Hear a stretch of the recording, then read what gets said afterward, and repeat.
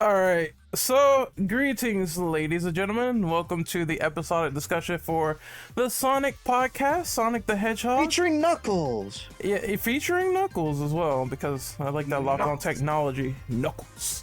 We're gonna get right into it and introduce everyone before we talk about the Blue Hedgehog. So, I'm Renegade Operative, and I'd like to introduce Brendan. Hi, everybody. I am back from. What was the last time I've been here? I don't remember anymore. It's probably a Resident Evil podcast. I forget. Yeah. So yeah, I'm back. Glad to be back. Yay. Next up is Drew Morrow. Hello, that's me. And I am currently using my headset, so I hope my quality's okay.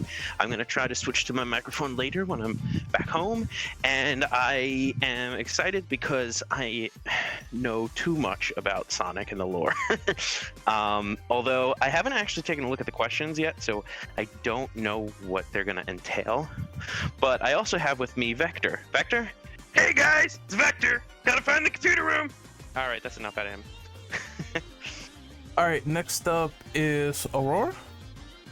Hi, pleasure to meet you. This is my first time on the podcast, but I'm also really excited for this since Sonic has just been such a franchise that I've been invested in for a long time as a kid, and maybe not as much as in adulthood, but it's something that I'm still pretty passionate about. So, pleasure to meet you all. Looking forward to it.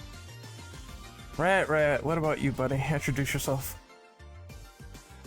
From my days of going back about 30 years ago, waiting for not one, but two Sonic cartoons, I've been ready for this podcast for a long time. So let's blast through this podcast with Sonic speed!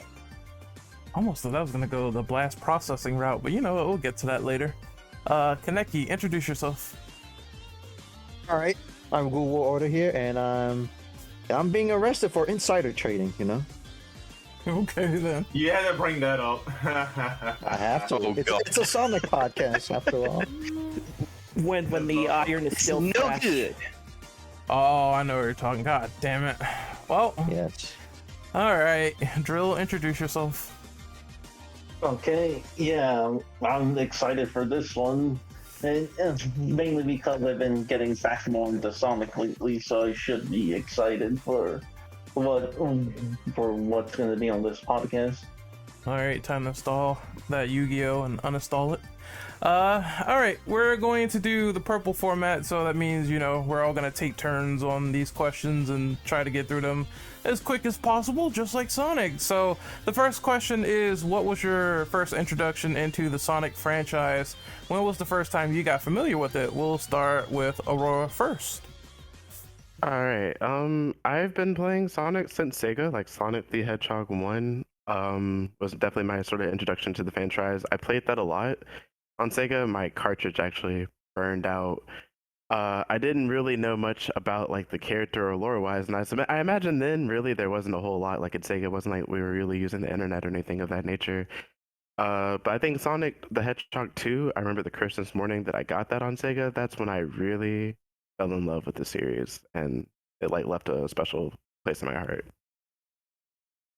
I'll go next. Oh, what the hell?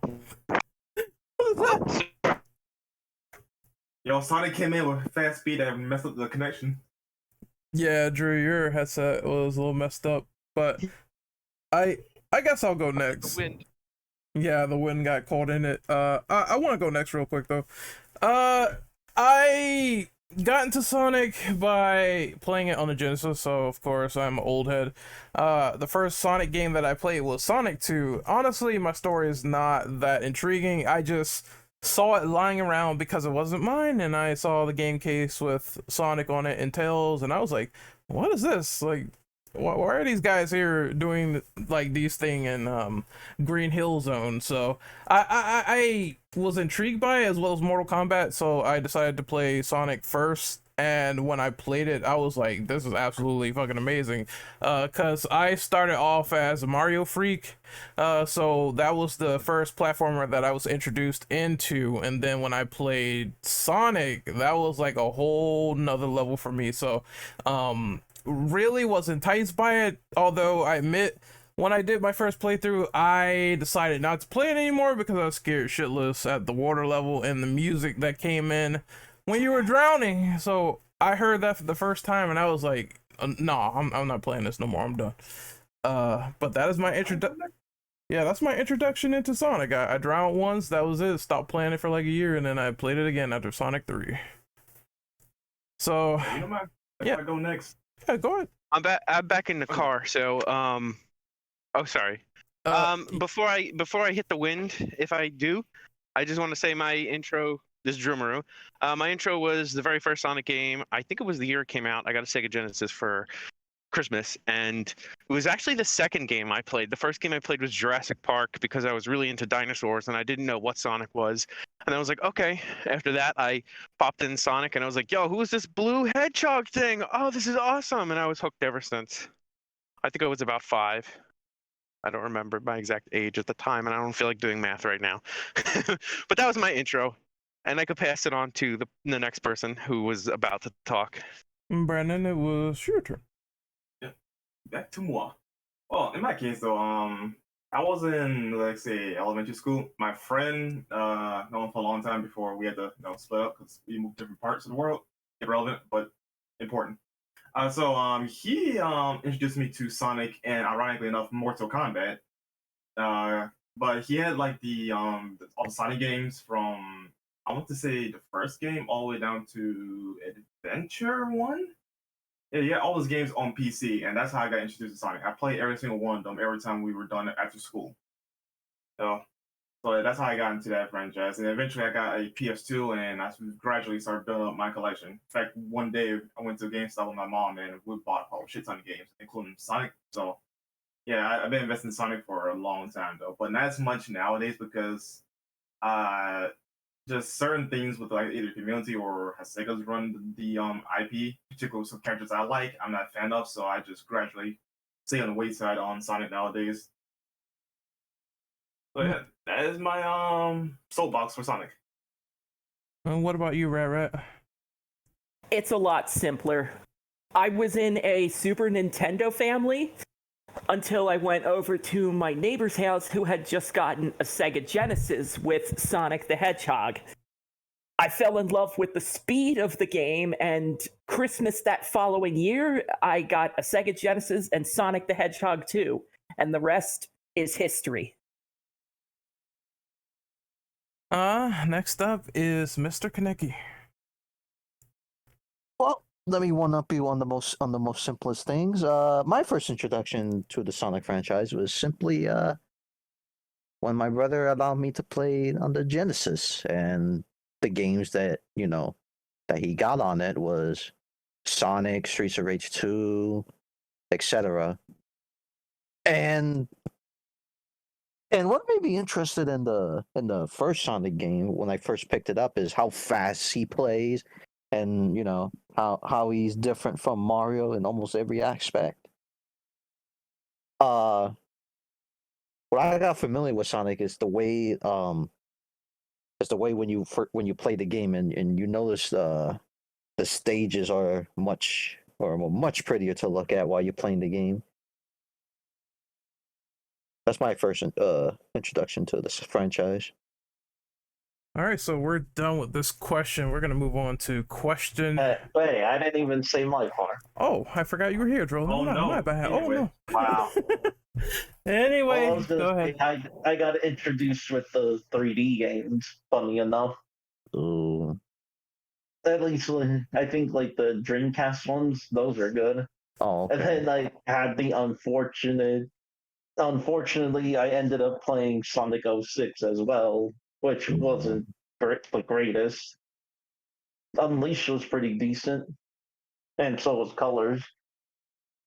But yeah, I didn't play much of the Genesis games until recently. It was mainly the 3D games for me. All right, so we're gonna move on to question number 2. How do you feel about the game mechanics that Sonic introduced at the time?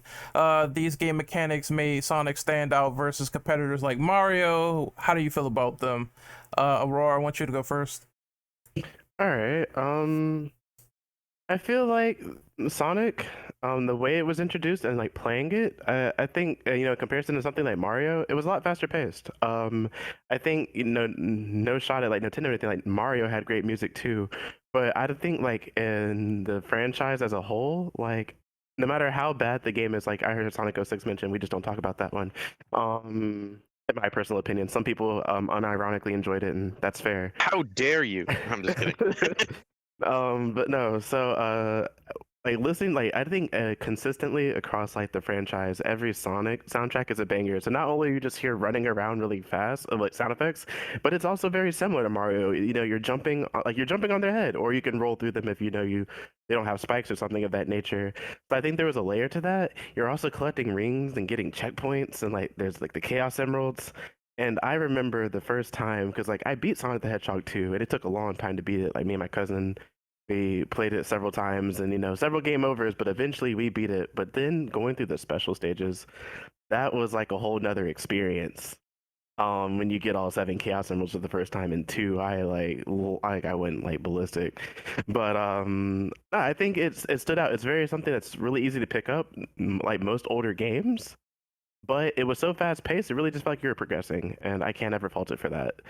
Also, just as an aside, like the drowning mechanic too, I thought that was you mentioned that, Renegade, and I also was terrified of water stages. I actually don't even swim now. I think Sonic probably caused that. So I remember hearing the music and the drowning sound. It didn't prevent me from the game, but I could not stand being in the water. I would freak out every time, and that's like a thing in every game now. I'm always worried about it. But no, I think it stood out because it was similar but different, and it was so fast paced, and there's like a lot of collectibles and things like that. So for me, I think that was a really good way to go about it. It was like simple, but there was a lot to it, and that's why I think speedrunners and stuff like that now can still enjoy it so much because like you learn these strategies, and it makes me kind of want to learn it too. Like I realize that maybe I don't know how to play the game after seeing speedrunners. Next up is Drew. What is your thoughts on the gameplay mechanics? I really like them, and I grew up as a Sega kid, not with a Super Nintendo. So to this day, I suck at the old Mario games, and I just cannot wrap my head around the mechanics of how slippery Mario is. So Sonic just feels so right for me. So whenever I play another 2D side scroller, probably instinctually I tackle it like Sonic because that's what I grew up on. But yeah, I think it was unique in how fast it was, and there was a lot of people or companies trying to copy that. And I think the best example I could think of is how I think Konami made the Tiny Toon Adventures games, and the Buster's Hidden Treasure one specifically, which was on Sega Genesis, and I think the Super Nintendo one also, but Buster was able to run really fast with his legs running like a loop. So I feel like they were probably either making a nod to Sonic, if not trying to copy Sonic. And the difference though is in Sonic the levels are meant for you to go fast. In a game like Tiny Toons where you can move fast, I feel like you get punished for moving fast because there's too many like spikes and stuff. So I think from what I can remember out of the games that I've played from competitors, they might have put in the Sonic speed but didn't build the levels right, or they might have tried to copy some things from Sonic that I can't think of but did it in a different way and maybe it just didn't work out as well. So for me, Sonic was perfect. So the gameplay of 1, 2, 3 Knuckles, and I guess CD, even though I didn't grow up with a Sega CD, has the same physics, and Mania, so they all feel so silky smooth. Yeah, I'm gonna interject and take my turn. So I agree with that. Sonic is just meant to be like super fast, which is the like whole appealing nature to it.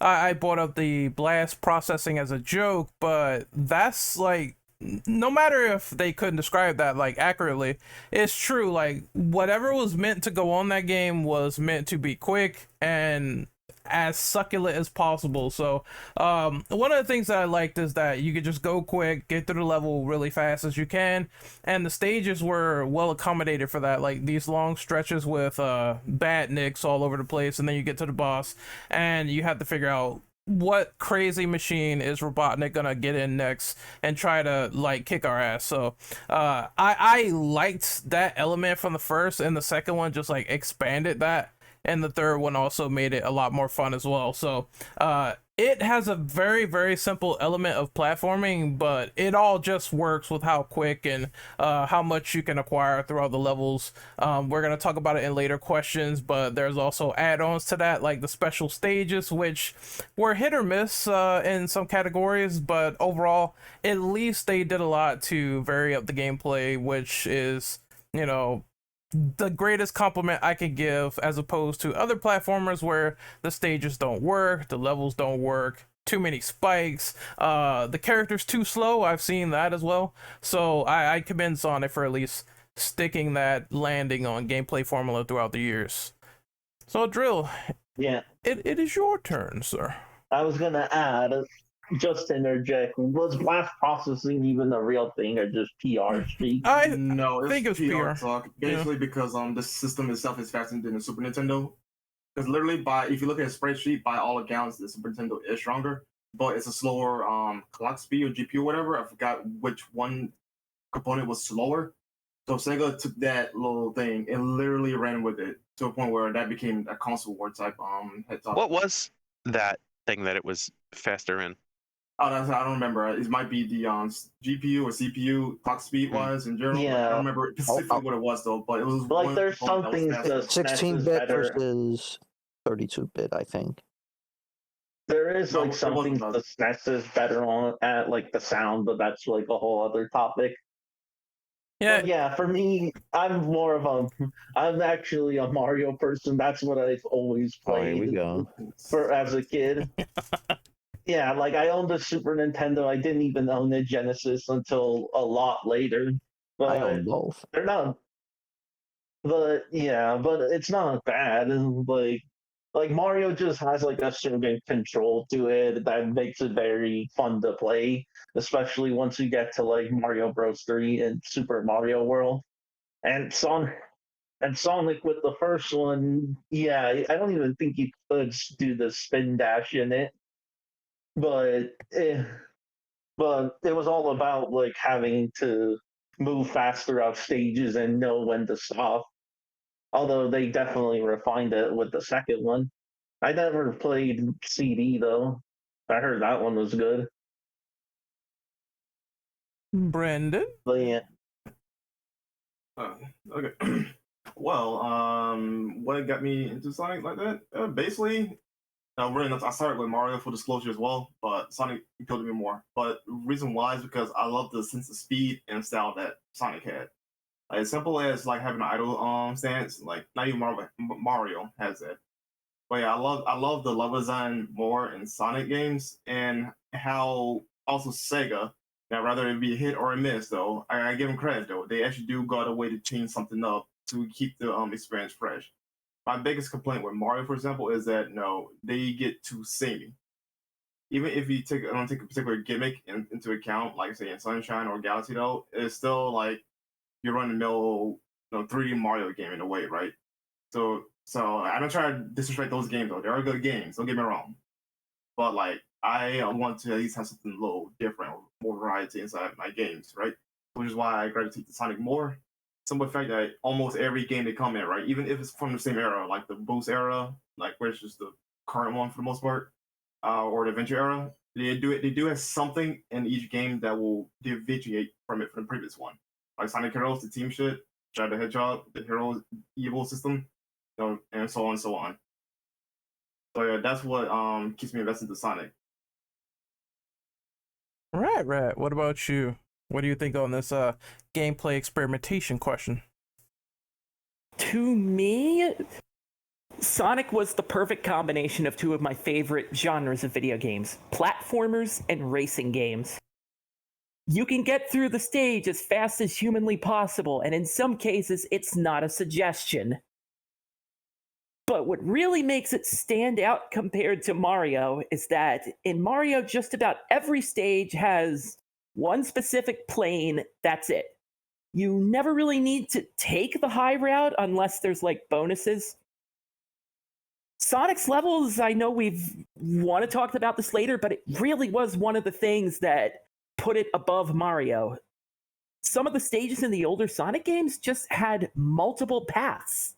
Like there's a bottom level, a middle level, and a top level. And you can take whatever path you want to take to get through the level, either as fast as possible, or if you're trying to get to the special stage, which we will get to later, as safely as possible. Maybe the path has like less baddies or less hazards, and if you know that, you can only benefit from it.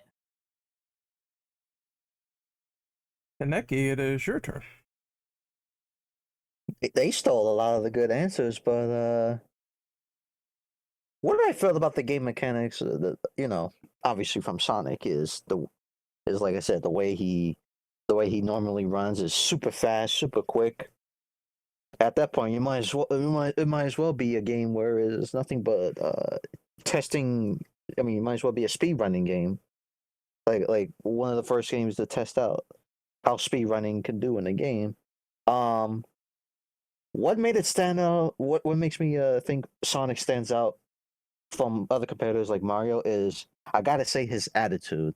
If you've seen the ads from back in the days, like instead of his old happy jolly Mario, this man Sonic is like a cocky edge attitude Sonic. That wave his finger, and if you see one of the ads, it's like he's doing that at one of the old ladies. Like that's that cocky attitude I like from Sonic. All right, so we're gonna finish with that, and we're gonna move on to the dreaded special stages in Sonic. So I'll go first on this, and then I'll let everyone else go. Okay. Some of them are really simple, and the ones that get on my nerves, like the collect all rings in Sonic 2, that pissed me off so bad. Oh yeah, especially with that delay. It was awful.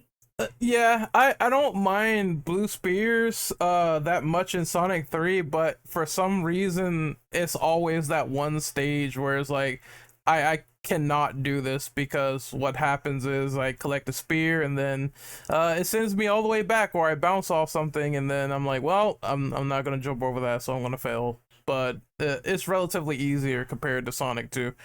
The one in Sonic, what was it? I think it was Sonic CD, where you're chasing the machine and you have to collect all the blue balls.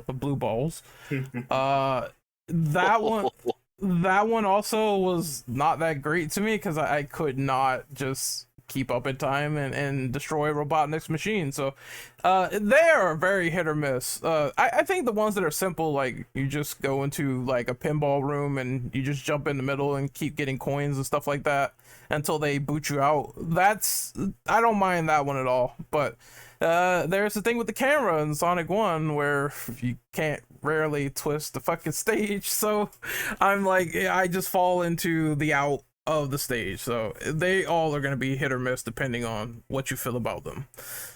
Brandon, I want you to go next on this question.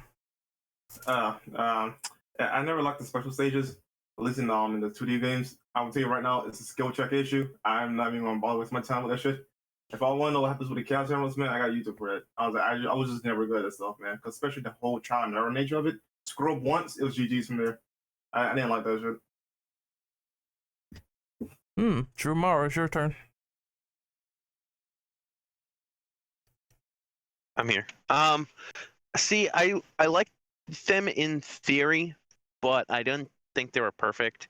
And since each game had a different special stage, it wasn't like to complete a special stage wasn't a skill inherent to playing Sonic. It was just a skill for a completely different game. So I like them, but I have issues with how imperfect they can be. They improved on them at least 2 in the mobile port, which was then put in Sonic Origins, because they increased the frame rates. You can actually stuff that's coming at you now. Before that, you had to pretty much memorize the layout just so you knew what was coming up. And what I did like in Origins was that you can use coins to replay them, which is good for the casual gamer, because when it came to playing the CD version where you had to destroy all the UFOs, I think I blew through like so many coins in Sonic Origins just trying to get them, because like I said, I didn't grow up with the CD. I didn't grow up playing that game. So I mean, because I grew up playing Sonic 1, 2, and 3 and Knuckles, I was able to do those special stages because I played them a million times. So I think about, from the perspective of someone who's playing it for the first time, they're gonna be probably close to impossible. So to lock the true ending behind them for Sonic 3 and Knuckles, I can see that being annoying for someone who doesn't want to go back and keep replaying it. But in theory, the idea of, oh, here's a little mini game you can play to unlock something, I like that. But I think that it's not perfect. And that's not like a get good moment. I mean, I did them, I beat them. It's like it kind of takes away from your time playing Sonic. You're kind of like, all right, let me put Sonic to the side and try to beat this mini game. And I could see it getting frustrating. It sometimes gets frustrating in the modern games as well. Like I think Rush Adventure and what was the other one I was just thinking? Rush Adventure, and there was another one in particular. Oh, Sonic Heroes, because you had to go through a whole level without getting hurt.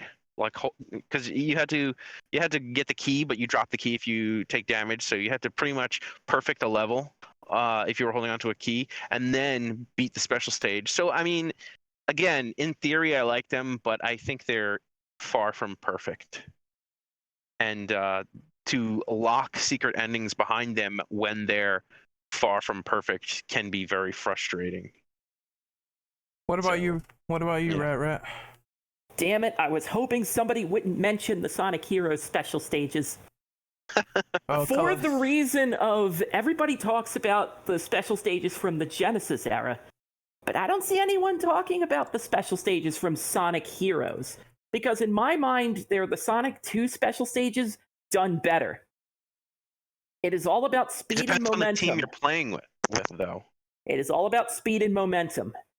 You don't have to collect X amount of rings just to advance. You just need to be fast enough to grab the emerald at the end, and there are plenty of hazards to throw you off to attempt to impede your progress. It is all about speed, and that's actually one of my favorite special stages.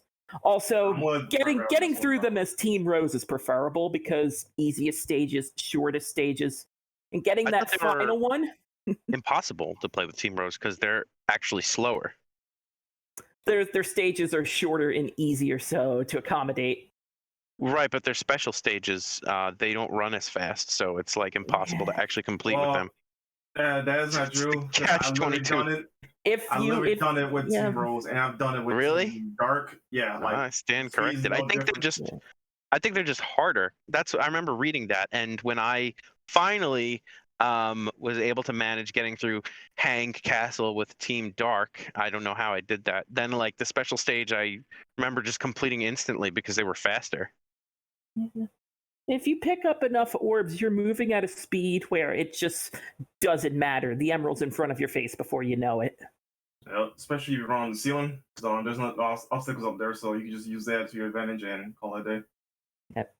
So those stages aren't as bad, but I usually make it a rule when it comes back to going back to classic Sonic games. How much of a pain in the butt is it to collect all the Chaos Emeralds? And when I went back and did that for Sonic Origins, I found that Sonic 1 was the least frustrating. Because with Sonic 2, even with the improved special stages, you can't really see the hazards coming, and even if you do, it's probably too late or you're not at the right perspective. Like, Blue Spheres is honestly fine. It was also fine in Sonic Mania as well, which is thankful for that game. We'll get to it. I see what people mean about the special stage in Sonic CD. oh, the perspective in that is way off. You're sort of jumping ahead of time, so you don't jump at the right time to catch the UFOs, and you either miss them or you jump too early. But to me, Sonic Heroes does the special stages just right. You basically have to earn your secret ending, and you're given plenty of chances to do so, unlike the Genesis games where most of the time your shots are one and done. I'm probably the only person that like that one and done. You don't get it? That's it. Do it all over. Or you could just use the exploit like I did, where if you press the reset button on some stages, I believe they will send you back and you'll still have your progress. On special stages for like Sonic 2. Because I remember I could do that. I think all of them actually. I can do that with Sonic 3. Yep. You can do a special stage. Technically, you can, to do it even faster, you can put the level select code in to select the special stage. Complete the special stage, regardless if you get it or not. When it enters level 1, then you just press restart instead of turning the system off and then on again, and it saves that you collected the emeralds somehow, and you could put the level select code in again on the title screen, go to the special stage, and it takes you to the next one, and you just keep doing that until you get them all, and start the game off with all the emeralds, although you can't be super in the first game. Yep. But I think you can maybe do that in the other ones. Probably can. Yeah, in 2 and 3, I'm not sure about the exploit, but yeah, y'all could go super in those games. All right. Yeah. One thing though, like, see, I won't have an issue with the one and done thing. The special stages were actually good. I just don't like them. So, you know. Well, Aurora, you go next. All right. I have to say, like, yeah, it seems like you guys have a lot of different conflicting opinions about the special stages, but I love them. Like, I was very much into them. The one that I actually liked the least was the sort of like drop in the middle, sort of like the world spinning around, and you had to like, I don't know if it was like you had to like make your way to the Chaos Emerald, but it was kind of almost like pinball, but it wasn't exactly like pinball. That was my least favorite, but even then I didn't hate it.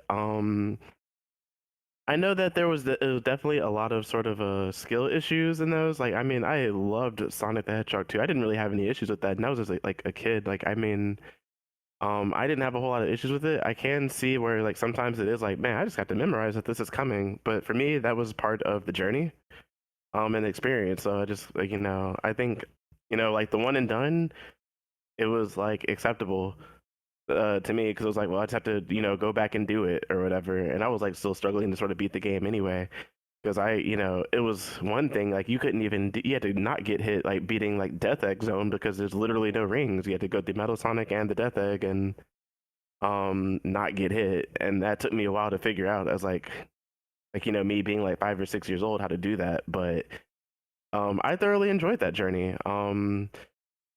Speaking to Sonic Heroes, and I completely forgot until you guys had said that, and I played Sonic Heroes, and I remember, getting all the Chaos Emeralds for that one as well, and like completing that. Like, I forgot that there was like a whole no damage run thing, and I guess I thoroughly enjoy those sort of skill checks. I think games now don't have a lot of skill checks per se. Yeah, you have to memorize a pattern, but I think like when you're playing something like Sonic, and you get to a certain point and you get that game over, no matter how deep you are. It's not unless you're like playing like an emulator and you're like save stating or whatever, but that wasn't the case back then. I thoroughly enjoyed that.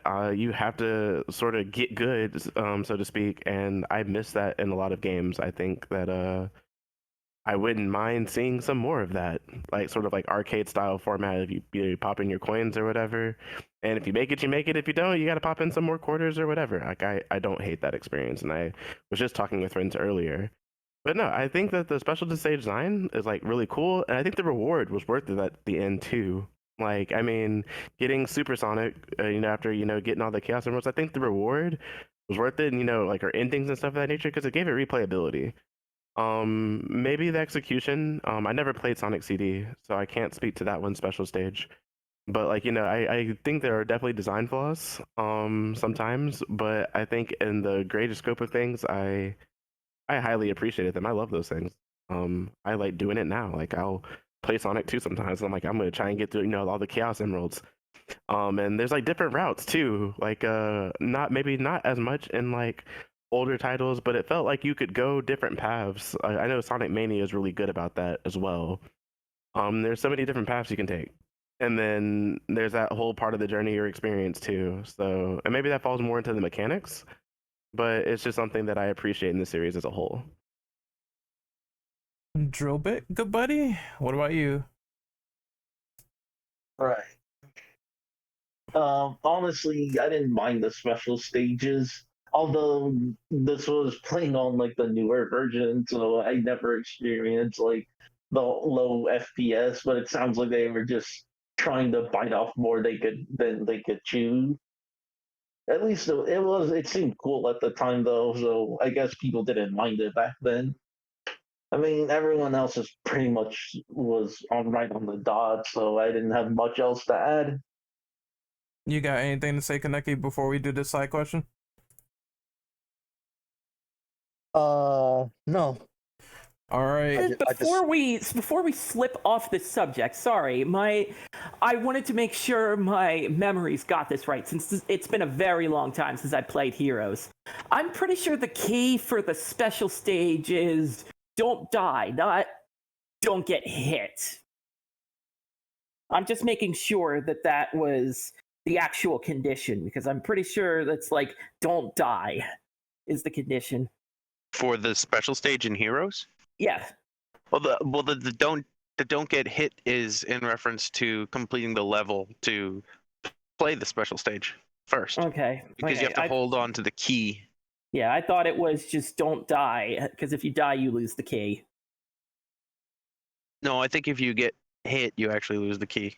Yeah. I want to It's say I terrible. recall a mini restarting the stage for some reason. Yeah. So and I don't think it was. Probably another reason why I did Team Rose for all of them. In Oh, fairness, though, the game gives you a lot of chances to get the key back anyway, so I wasn't sure about 2 words. Your ranking might suck though because of like it rings, but you have many opportunities to get the keys back. Who plays a Sonic game for rankings? I do. Horses. Generations Yeah, guilty. freak. I gotta have my S rank, otherwise I'm gonna lose my mind.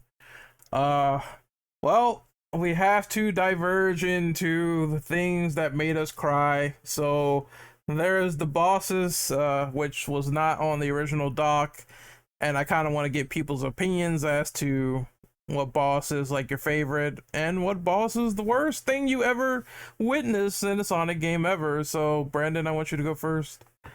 My favorite boss. Oh man, that's a very hard one. Honestly, I can't narrow that down. No,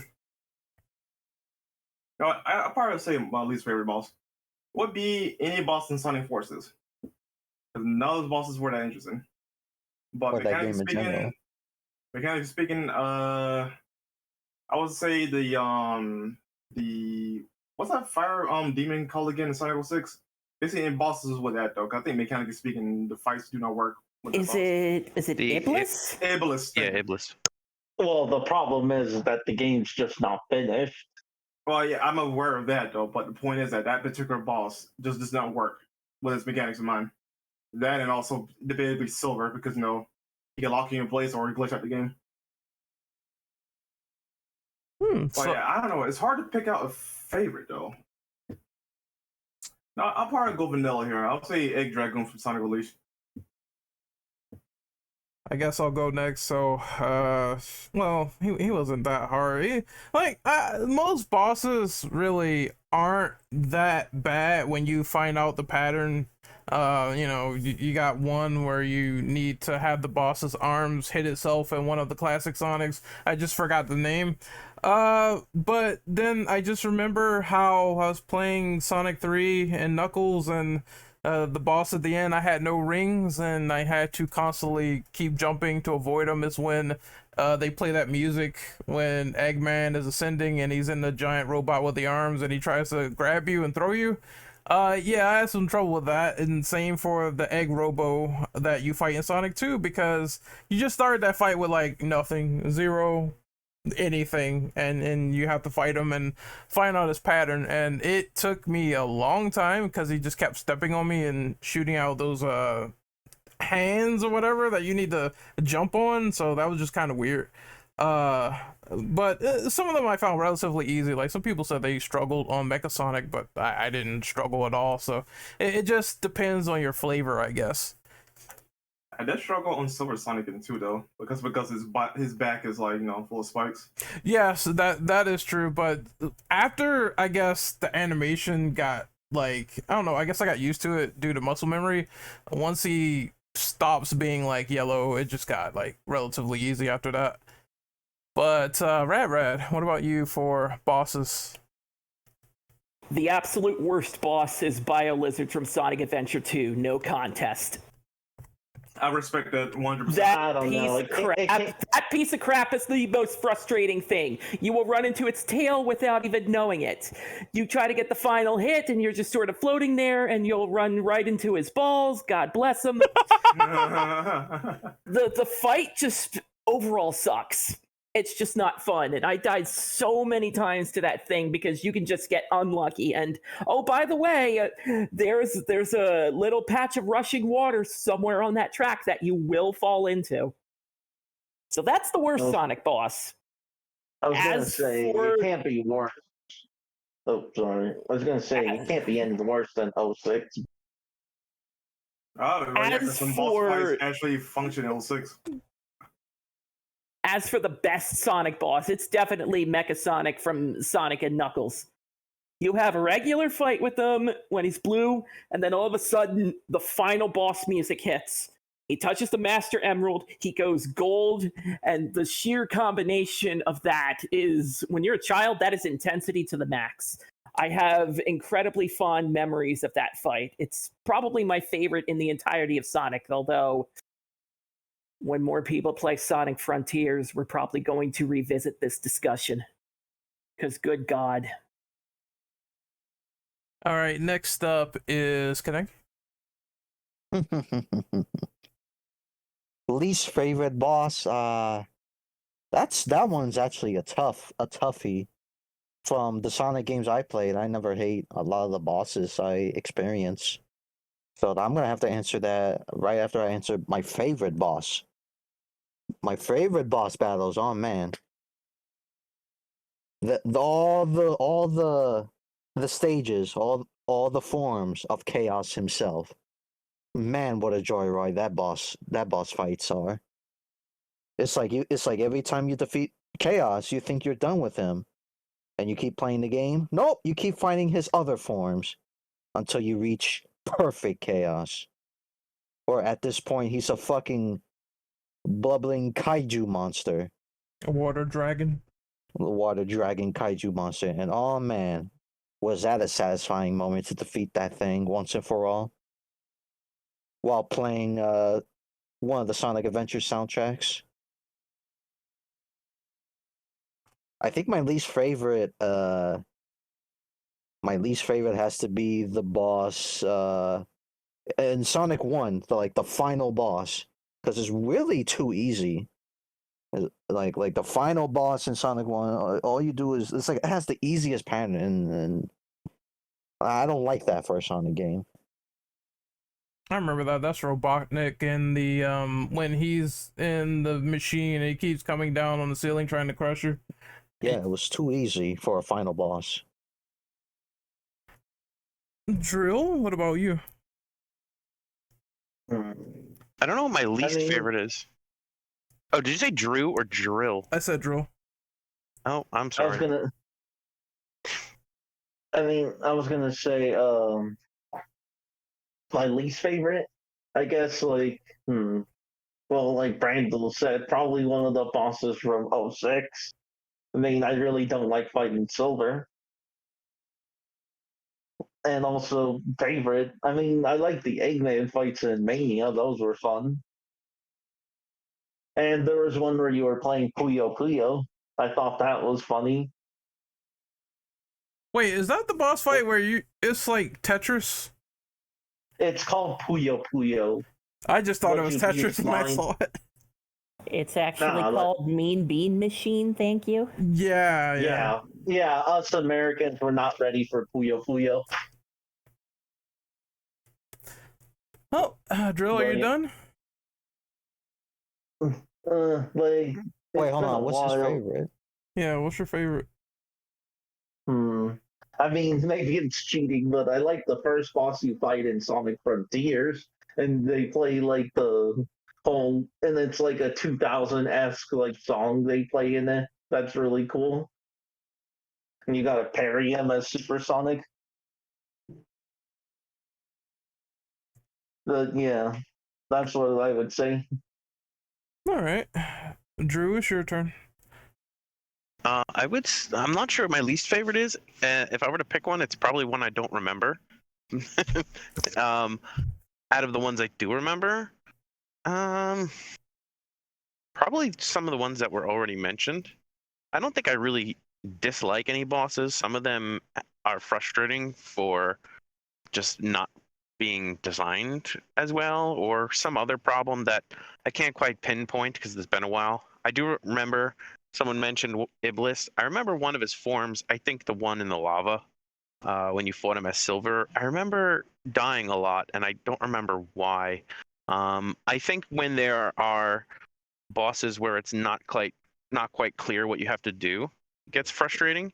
Once you know what to do, then you're like, okay, But maybe that says something about the development, or I'm not exactly sure what it says, but if the player doesn't know what they're supposed to do, then maybe that speaks something of the game design.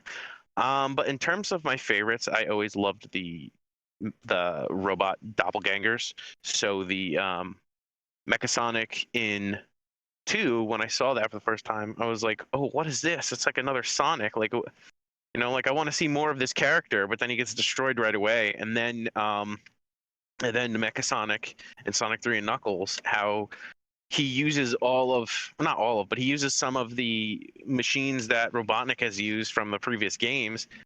So like the first time it comes out, you're like, oh, that was, you hear the boss theme, and you're like, oh, that was a quick level in Sky Sanctuary. And then all of a sudden, instead of Robotnik in the Eggmobile of whichever version of the boss battle, you see Mechasonic. And I don't remember if you know exactly what it is driving the ship at that point, because I don't remember if you've seen him outside the ship. But the fact that he's piloting these ships, and then you see him, you encounter him finally, you're just like, oh wow, this thing is sick. And then when you fight him again as Knuckles, it's like, wow, he could turn super. Not only did he destroy the egg robo that was giving Knuckles trouble, he goes super. So I think any of the doppelgangers, but the one from 3 and Knuckles in particular is probably my favorite. Also, bonus one, just because of the design, one of the Sonic 4 levels, it might have been Sylvania Castle, but the whatever was the plant one, I just thought it was a really cool design. I don't remember if it played well or not. It's been a while. I just think the design was cool. There's a lot of cool boss designs that I don't remember if they're fun or not. And I'm sure vice versa. But I did want to add on to before the next person goes, or the next question, or whatever. I did want to add on something that was said earlier on. I think Ren, you said it about how you always look forward to the boss battle at the end of the level, thinking like, oh, what crazy machine is Robotnik going to use this time? I thought about it, and I'm sure I knew this already, but I didn't really think about it until just now when you said that each boss battle, or maybe almost all the boss battles, at least in the old games, they seemed to be a culmination of or something from the level. So like the totem poles in Aquatic Ruins, they might not have been in the level, but the arrows was the gimmick in that level, and then so the arrows gets incorporated into the boss battle. Or like the seesaw things in Starlight Zone, and then Robotnik uses them to his advantage. So like I thought that was kind of neat. I was thinking about that when you said that if you come into it from that perspective and you're playing a level, you're like, oh, what gimmick from this level is Robotnik going to use against me this time? So yeah, I thought that was cool too. But yeah, I always love the robot doppelgangers. Yeah, it's very good. It keeps you on your feet, and it's. I'm glad that because in certain games, they use the same they use the same robot or they use the same enemy, and once you get used to its patterns or whatever, it's the same. So, Sonic is not one of those in terms of at least the classics. Like each one keeps you on your toes when they do something new and different, which I appreciate. I want to add, because nobody else mentioned it, and I was thinking it before, the Metal Sonic boss battle from Sonic Mania. I mean, the one from CD is great too, but I think the one from Mania is awesome. The music's great. He has different phases. He attaches himself to the machine, and then you fight the little ones that are based on the ones from the 8-bit Sonic 2. I don't know if they're supposed to be the same robot or just based on them, but that boss battle, and that was frustrating in one sense at the end, because in the first version of Sonic Mania you had the spike wall that was chasing you guys, and then in the Sonic Mania Plus version they changed it so he could turn into the giant robot, which I forget what it was called, if it had a name. And both had a frustrating aspect of it. I feel like you had to get enough momentum to get away from the wall, but if you hit Metal Sonic, it bounced you back into the wall. So you're like, well, how am I supposed to hit him without getting hit by the wall? Because I get pushed back into the wall. But then in the Sonic Mania Plus version, where you're fighting him as the giant robot, the question now becomes, where can I touch without getting hurt? And I don't think I even know to this day what part I can touch without getting hurt. So, I mean, again, it's kind of like what I said. If you know what you can do in a boss battle, it can be easy. And if you don't know, it can be really frustrating. All right, Aurora, what about you? All right. I think my least favorite boss, and I don't even, and this might actually just be like, I might be just like a skill check thing, but the boss that I find most frustrating, at least to this, like right now, is Metropolis Zone, the Eggman with just the little spheres, like little orbs flying around him. I don't know why. Maybe I'm an idiot. I don't understand that fight. So I really do just hope I have rings, and I try to cheese it as quickly as possible. So if I get hit, I'm trying to grab a ring or two, and then just keep jumping into him with the invulnerability. I actually just don't understand the fight, and it's always been the one that annoys me the most. Like, I don't think there was a final boss that annoyed me. It annoys me as much as Metropolis Zone's boss. And that's from Sonic the Hedgehog 2. I don't know if I specified. That one gets on my nerves the most. I heard Sonic Adventure 1 mentioned. Like, it's hard to pick a favorite out of all of them, and I think a lot of the experience for me too is the music that goes with it. So Sonic Adventure 1, like fighting Perfect Chaos, listening to like Open Your Heart, I loved that song. Experiencing that like with Perfect Chaos, I had a lot of fun doing that. That's up there in my favorites. Sonic and Knuckles, I really do just like the final boss theme from Sonic and Knuckles. It's my favorite song. One of my favorite songs. Actually, might be my favorite boss soundtrack from Sonic. I have to think about that. Death Egg was just thoroughly enjoyable, but I think the reason I have some bias to that because that was the first Sonic I completed. I don't think I finished Sonic 1 because my game stopped working, as I recall. Like I was visiting a cousin or something, and the game stopped working. But playing Sonic the Hedgehog 2 and the first time like completing that game was one of the most like surreal like moments for me as a child. I was so happy. I was celebrating. I'm pretty sure I ran out my room. My parents did not give a single damn about Sonic the Hedgehog. But I was definitely like super excited about that, and I think that just from nostalgia's sake, most of like memories and experience, I probably Death Egg Robot was one of my favorites. So we're moving on to the next question, and it's about the supersonic form or hyper forms and thoughts on those. So first, Chainsaw Man Scrub, it's your turn. You talk about Mean Boy? Yeah. You better put some respect on that anime's name. No. Yes, you will. The supersonic forms. I gotta ask, were they a fan of Dragon Ball when they decided to, create the idea of supersonic and like the way he transformed into basically like a Super Saiyan Hedgehog? Yes, I actually think it's the vice versa. I could be wrong. I think Sonic was out first.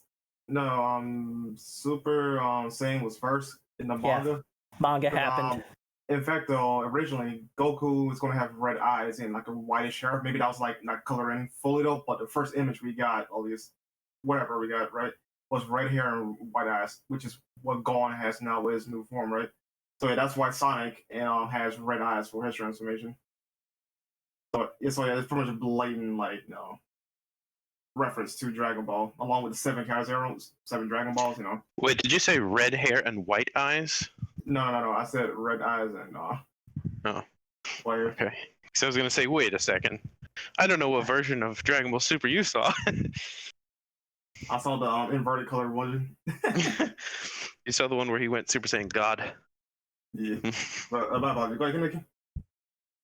I just like that. I just like that they referenced that as one of his new forms. However, I if I'm not mistaken, the Sonic has I know he has other forms, but that's the only form I could recognize from the top of my head. There's also He doesn't have many super transformations, but he has other kind of transformations. There's Hypersonic with the Super Emeralds. Yep. There's Excalibur Sonic, which I think some of them are not classified as actual super transformations. So I'm not sure if Excalibur Sonic is one. Excalibur is still the super form. It's so awesome though. But Yeah, Dark it's the Spine, Golden I Knight. don't remember the context behind that one.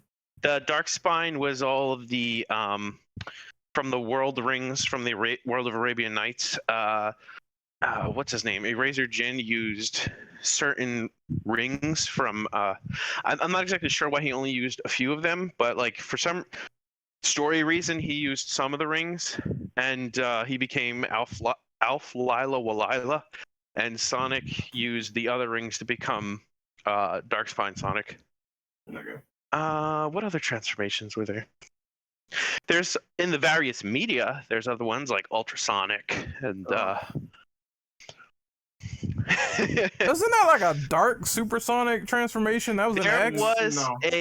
There was a promotional image, or no, I'm thinking of Nazo. That's different. In Sonic X, I think there was a moment because the whole point of Chaos using the Chaos Emeralds was that he used the negativity from the emeralds. And I might be remembering this wrong. I don't know if I even saw that episode, but I knew of it. What he might have used the negativity from the emeralds, and then he quickly tapped into the positivity and became supersonic. So he never actually did anything as Dark Supersonic. I think it was more of like a just like a little Easter egg. Yeah, it was like 5 seconds. He was pissed, Yeah. and then I think Robotnik was like roasting him, and then he went back to normal. Fat Man came in and said to do. What other super forms are there that Sonic takes? I'm sure I'm missing at least one. Well, if we accept Sonic from the rule, there's the other ones that his friends get. But it's mostly the same function, hyper forms for them, super forms for them. Yeah. Knuckles it's turns pretty much super and hyper. Yes, Knuckles turns pink apparently in the super form, so there's that. And then there's birds around Tails that will kill people. Yeah, they actually redid that in Sonic Origins. So originally, Tails did not have a hyper form. He only had a super form that required the super emeralds. So if you got all the Chaos Emeralds, if you got 7 Chaos Emeralds with Tails, he wouldn't turn super or anything. You actually needed the super emeralds to make Tails super, and that's the one that had the flickies. In Sonic Origins, they updated it so that 7 Chaos Emeralds makes him super, where he doesn't have any flickies, and then the super emeralds make him hyper, which is the original super form that he had. I don't know if they changed around it, the speed or anything to make it more hyper or anything, but I know that they sort of step back on that, and they're like, all right, let's make that his hyper form instead of super, and actually give him a super form. So. Anyone else want to chime in on the forums and Sonic? I'll jump in just to say that I thoroughly enjoyed them from a nostalgia standpoint. I think it's super cool. Just because of the way that you would have to get them. Again, I guess it's that sort of skill check thing. But I didn't know that a supersonic existed, and there was we have the internet and media, or and I mean I guess strategy guy sort of thing, but I don't think that existed for Sonic the Hedgehog. So just the the amount of excitement, because my cousin was with me, and I remember getting all the Chaos Emeralds, and I'm pretty sure it says like now that you've got all 7, you can transform into Supersonic, and I didn't even know how to. I don't think they even tell you how to do it. I think they said to collect the rings and then jump in the air. It may have said to get enough rings or whatever, right, and jump. I think Yeah, it's I don't think 50 it said that. rings. Yeah. Jump in the air and then you'll transform. Yeah, 50 rings or Yeah, whatever. but I actually don't remember if they told you how in the old No, games, I don't or think so. if in Origins, it might have been something you would do by accident. Like if you would go through the specials, like if you would get one of the giant rings in Sonic 3 Knuckles, for example, instead of taking you to the special stage, it just gives you 50 rings. And then, like, just by pressing the button in the air, you might accidentally do it. And then you're like, oh, what is this? So maybe that. But you actually do see what Supersonic is in the ending. If you had the emeralds, but you never went super for whatever reason, he still turns super in the ending. So I don't think I ever noticed it. That you mentioned that like that he turned super in the ending. I don't think I ever noticed it. So when he's hadn't. falling out of the death egg at the end of 2, if you have all the emeralds, he turns super. Either while he's falling, or he jumps off the plane and turns super, or both. I think he like lowers to fly next to the plane. Yeah, I can explain that if you want. Yeah, so the good ending, the one he's referencing with the supersonic, as the thing blows up and he jumps off, he's in super form immediately, and then he flies right next to the plane. Unlike in the bad ending, quote unquote, he tail saves him by lowering the plane underneath him and catches him. So yeah, that's how it is. Yeah, I beat the game before I got all the Chaos Emeralds. It was a replay for me, so that would explain why I didn't see that. Yeah, it's a requirement to get something for it. Yeah, so Yeah. I just remember, like, I think it was by the time I got to the casino zone, and I thoroughly had a lot of fun. Like, I finally got, like, my last Chaos Emerald, and my cousin and I were, like, just like, what is Supersonic? And, when I did that, and I saw that transformation, like, that made me just want to play the game so much, where I didn't even want to turn the damn Sega off at that point. I was like, what do you mean? Like, Did I was like... Actually, this talk of super forms and our previous talk of bosses, I forgot to mention this, and nobody else mentioned this. The Doomsday Zone, Sonic 3 and Knuckles. Like, that's the one you unlock when you have a super form, and that's a secret boss, and that's just Robotnik running away with the Master Emerald, and you chasing him down in space, and that music is like amazing. Banger, I'm telling you, I know. did anyone find it really, really like dumb when you had to sort of give up the Chaos Emeralds to get the Master Emerald, so you couldn't be Supersonic anymore if you went for those? That is annoying. I have You to agree mean with giving up that. the Chaos Emeralds for the Super Emeralds? Yeah, for the Super Emeralds. Yeah, it was because you couldn't go back and collect the rest if you didn't get them, so it was like a time-sensitive collectible. Yep. So if you don't get the 7 Chaos Emeralds by the time you beat Launch Base Zone, you're locked out of the true ending. Yeah, That's lame. I had that issue, and I'm like, why would they do that? Now, I guess part of me understands, because if you're playing like Sonic 3 and Knuckles, it's supposed to be like super longer, you know what I mean? But that's really bad design. That's why I never went for it. I'm like, oh, I can lose Supersonic. That's bad. I don't want to do that. So maybe one of these days I'll try for Hypersonic again. But I did see what he does, which is basically, as soon as you jump, the whole screen is just like dead because there's that flash. Well, it's the double jump in the air. Yep. The flash. The trick is, from what I remember, is after you beat the game, you go back to Angel Island Zone. There's a special stage right in the beginning, so you could just keep doing that to get the Chaos Emeralds. But for the Super Emeralds, you can do that in I guess Mushroom Hill. There's because it's a fairly maybe easy level, so that finding the special stages in Mushroom Hill aren't too hard. So you just play up to, like, you would level select, because once you beat the game, you could select a level and select Mushroom Hill and just keep entering the special stage, get the Chaos Emerald or not.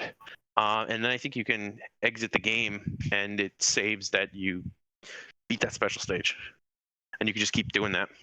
Oh, okay. So that's probably what I'll do when I started that zone, because I was wondering, like, it was a lot of special rings there, and I didn't go for like all of them. Yeah, it basically becomes a game of, I mean, assuming you have level select because you already beat the game, and if you didn't get all the emeralds, it becomes a game of replaying the first level up to the point where you get a special stage, and then once you beat it or not, you just like exit and replay the first level again and just get up to it again. So you're not even playing a full level, you're just kind of playing half or less in the case of Mushroom Hill, wherever the first ring is. I know for Knuckles it's like right in the beginning. I think for Sonic too, actually, because Knuckles closes the gate and like you walk right in and you go down and you go to the left. So I think for Mushroom Hill, if you want to get the super emeralds, I think it's right in the beginning as well, if I remember correctly. So But yeah. Drill, any words on this before we move on? I mean, everyone has said everything I wanted to say about Supersonic. Although the one I remember a lot is in Smash, where it was his final Smash, and then you could just run into people and then kill them. Oh God. I know in like Brawl it was really hard to dodge, and then the later games they toned it down. I guess they didn't want people getting free kills. That sounds like they just had to nerf him like right out the gate. Fuck it, nerf him. All right. Yeah, if you were playing against Sonic in the end final Smash, then yeah, you were as good as dead. Oh. So that's like that's one thing to talk about the 2D games and all the transformations. You know what I like about the 3D era of Sonic? That the act of transforming into Supersonic is the shit gets real moment of any Sonic game. Like, this is the point where we're going to take down the big bad and kick some ass. I like that it is essentially reserved for the end of the game because it feels more important. It feels powerful. Yeah, and even in like the anime, didn't they just make it like towards the end or something like that? It's, well, you're talking about Sonic X, right? It's basically a rendition of Sonic Adventure 2, so that's when Shadow and Sonic get the form. So sort of, it's sort of the same thing, but I think that happens at the end. They always treat Supersonic as being like this last resort thing they gotta use, like when shit is about to actually hit the fan. It makes sense considering how powerful it is and how powerful the gadgets are on their own, so I believe it. And fighting the big lizard in space, you kind of need like some forms to get rid of that. Same for Chaos. So I could see why he transformed there. Yeah. But here's a favorite supporting character. Everyone pick Big the Cat. No, I'm just joking. You pick your own characters. Ren's favorite character? Fuck. Nah, it's... What's the name of that one annoying dude who was in Sonic Unleashed? Chip. Yeah, I was gonna say that's Ren's favorite. No, I never played Unleashed, so I'm free of that pain. But you know what? No, never mind. Because a lot of people just hate it because of Werehog, but that's another topic for another. You said least favorite Sonic character? No, favorite. Oh, favorite. That's a good question. I could go over it right now. It's pretty obvious just from my avatar. Let's see. Shadow. Yes. Let's see. Sonic, Shadow, Knuckles, Tail. I have too many, Ren. I'm just gonna say Shadow because I mean it. Okay, Let's go with Sonic. If they adopt his story in the third movie, that is going to be insanity. So, well, you think they would actually show a kid being killed? If they make it PG-13, yes. Can't wait till we go to that question.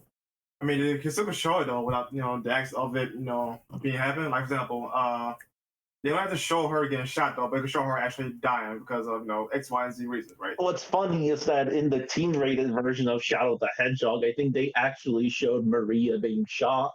It's a teen-rated version? What the fuck would that have been? Yes, it was before they changed it to E10. But in early E3 versions, you can hear Shadow say stuff like "damn" and "hell," and there was a deleted scene with Maria, which got cut down. Awesome. That sounds like they were gonna take the Jack 2 treatment. Holy fuck. So I mean, yeah, I mean, it's funny because the director of Sonic Heroes got the idea of Shadow the Hedgehog from playing Jack 2 in Yeah, the Jack. hospital. Yeah, he was after he collapsed and shit from playing. I mean, not playing. Working on Sonic Heroes. He was playing Jack 2, and that inspired him to do Shadow the Hedgehog. I'm like, that explains so much once you know the context behind Jack 2. yeah, cause like Yeah. the first thing I saw, Art Jack, baby. yeah, the first thing I saw is them holding guns on the cover. So I was like, that was the first thing that stood out, and of course the edgy music as well, and the intro for Shadow the Hedgehog. That's why I, like, even though I'm not a fan of how they keep telling you this is the choice that you have to make, whether you're good or neutral or evil, you have to keep doing this, because it kind of got annoying. I really did enjoy that game. That's what made me like Shadow like a whole lot. Yeah, I like the game too though. It wasn't the best one though, but hey, I enjoyed it. Yeah, I feel you, and I respect your opinion, brother. But I thought that Shadow the Hedgehog game was ass, man. I respect you. I could not get behind it. I was like, what am I playing? But I feel you. I liked the gameplay. Yeah, man, like especially the guns too. Like shit was actually on point. It felt weird to me. I think the guns weren't the focus, so it just felt like a tag on, like Sonic with a projectile, which I thought was cool. Yeah, pretty much optional if you want to use the hero system though, like his transformations you could do once you want to gauge up. That was probably the peak gameplay for me, you know. Just going around either nuking dudes or just going straight through the stage. Like nothing can type that excitement. Chaos Control and Chaos Blast, I think. Yep. Correct me if I'm wrong, but didn't you get to like drive in a vehicle? I'm like, yo, why is my boy Shadow driving? Vehicles were in Sonic 06, though they might have been in Shadow. I don't remember. Yeah, they in Shadow first, and then 06. Okay. Oh, okay. Okay, y'all have mentioned like Sonic 06 so many times now at this point. Look, we're gonna have to. I'm not going to bullshit you though. I actually don't hate that game. I just don't like playing it. No, there's some things I can forget about the game, but playing it is not one of them. Just remember the hedgehog being kissed by the human, and I was like, when I saw that out of context, I was like, this is really, really weird. And that furry game. Yeah, that's the first thing I thought, and then it's some concepts that are cool, and then I saw like some things that were just hilarious, like Silver getting like buried completely by Shadow. So I'm just gonna stop time and kick you in the back of the head. It's over. That's it. So that was such a weird way to introduce a new character. It was funny though, but ironically enough though, he actually is one of my favorite characters too, on top of my list. But yes, my absolute favorite though is Shadow. Bar none. I think. Okay. My least favorite though, I'm not sure about that one. There's a lot of them I don't like. And no, it's not Big the Cat. He's not my least favorite. I already know my least favorite. Amy? Yes. I knew it. I knew it. Yep. Oh, you know, I like clingy stalker girlfriends, Kaneki? If they're annoying, no. Wait, what? Yeah, I mean, I can see that. Amy's, yeah, she's kind of annoying, but you know, it is what it is. She doesn't like clinging girlfriends. I don't mind, but the way she does it, no. She does not do that right. I just never caught on with like the voice of the character, so it kind of pissed me off in some of the games. Well, I didn't mind the voice. The character itself was just no. It's a twofer for me. It's a toof. I feel you. Oh, you know what? I don't know who my least favorite is. Jet the Hawk. Although my least favorite supporting character. Which character? Although Jet the Hawk. Sonic Riders. I never played that game. Oh my god, you fucking heathens. Give us a copy, then we'll play. See, man, emulated, bro. Dolphin. Let's go. Post a picture of him. Maybe I'm familiar with him. Alright, hang on. Also, that's probably the only Amy I'll manage to pass is or let it slide is the CD one, because she was innocent in that game, and knowing behind the backstory in Sonic CD, dark as fuck. Well, at least with the Metal Sonic. That's about that's really a fucked up story. Anyone else on favorite least favorite supporting character? Hi. Does it have to be a hero? It could be a villain. Because I always loved Metal Sonic. I thought he was awesome. And he doesn't really have much of a personality now, but he's just so cool. I also like Blaze. I like I like a lot of characters. I used to hate Big, but his goofiness has like rubbed off. Not hate. I never really hated any of the characters, but I never really cared too much about Big. And I mean, now it's weird they hate on Big. And now I think he's hilarious. I never Rouge- minded Big the Cat. He's like a carefree character, but it's weird that people even hated him. I like a lot of characters because they all have a lot of personality. And when you break them into teams, they never really use the moniker team anymore. But I really loved that idea of having a trio with a speed, power, and fly. So I really liked how Omega and Rouge were paired with Shadow. I mean, Sonic, Tails, and Knuckles were like, the chef's kiss. But yeah, it's just there's a lot of really great characters. But I think some of the coolest ones might be Blaze. I think Silver as a character he's very naive. He's like the person who has a lot of power, but either doesn't know how to use it all yet or isn't battle hardened. So I think that's kind of laughable. But he's more like a lovable dork in a way. Yeah, I don't know how to explain what I'm trying to explain, but usually your overpowered characters come with this like ridiculous confidence and like Shadow, usually a loner attitude. Yeah, like Shadow. But instead he's like the complete opposite, and I find that interesting with him. Well, it's mainly because of the recent games. In Sonic 06, he was very, very straightforward because, well, given the context in that game, it makes sense, right? Yeah. But in the later games that had him in it, though, he's more laid back, naive type character. And the other medias that follow the correct personalities, like the IDW comics, for example, they really get to shine a light on some of these side characters. And especially, I should mention the ones they've introduced, like Tangle and Whisper, and Starline, and just a lot of characters.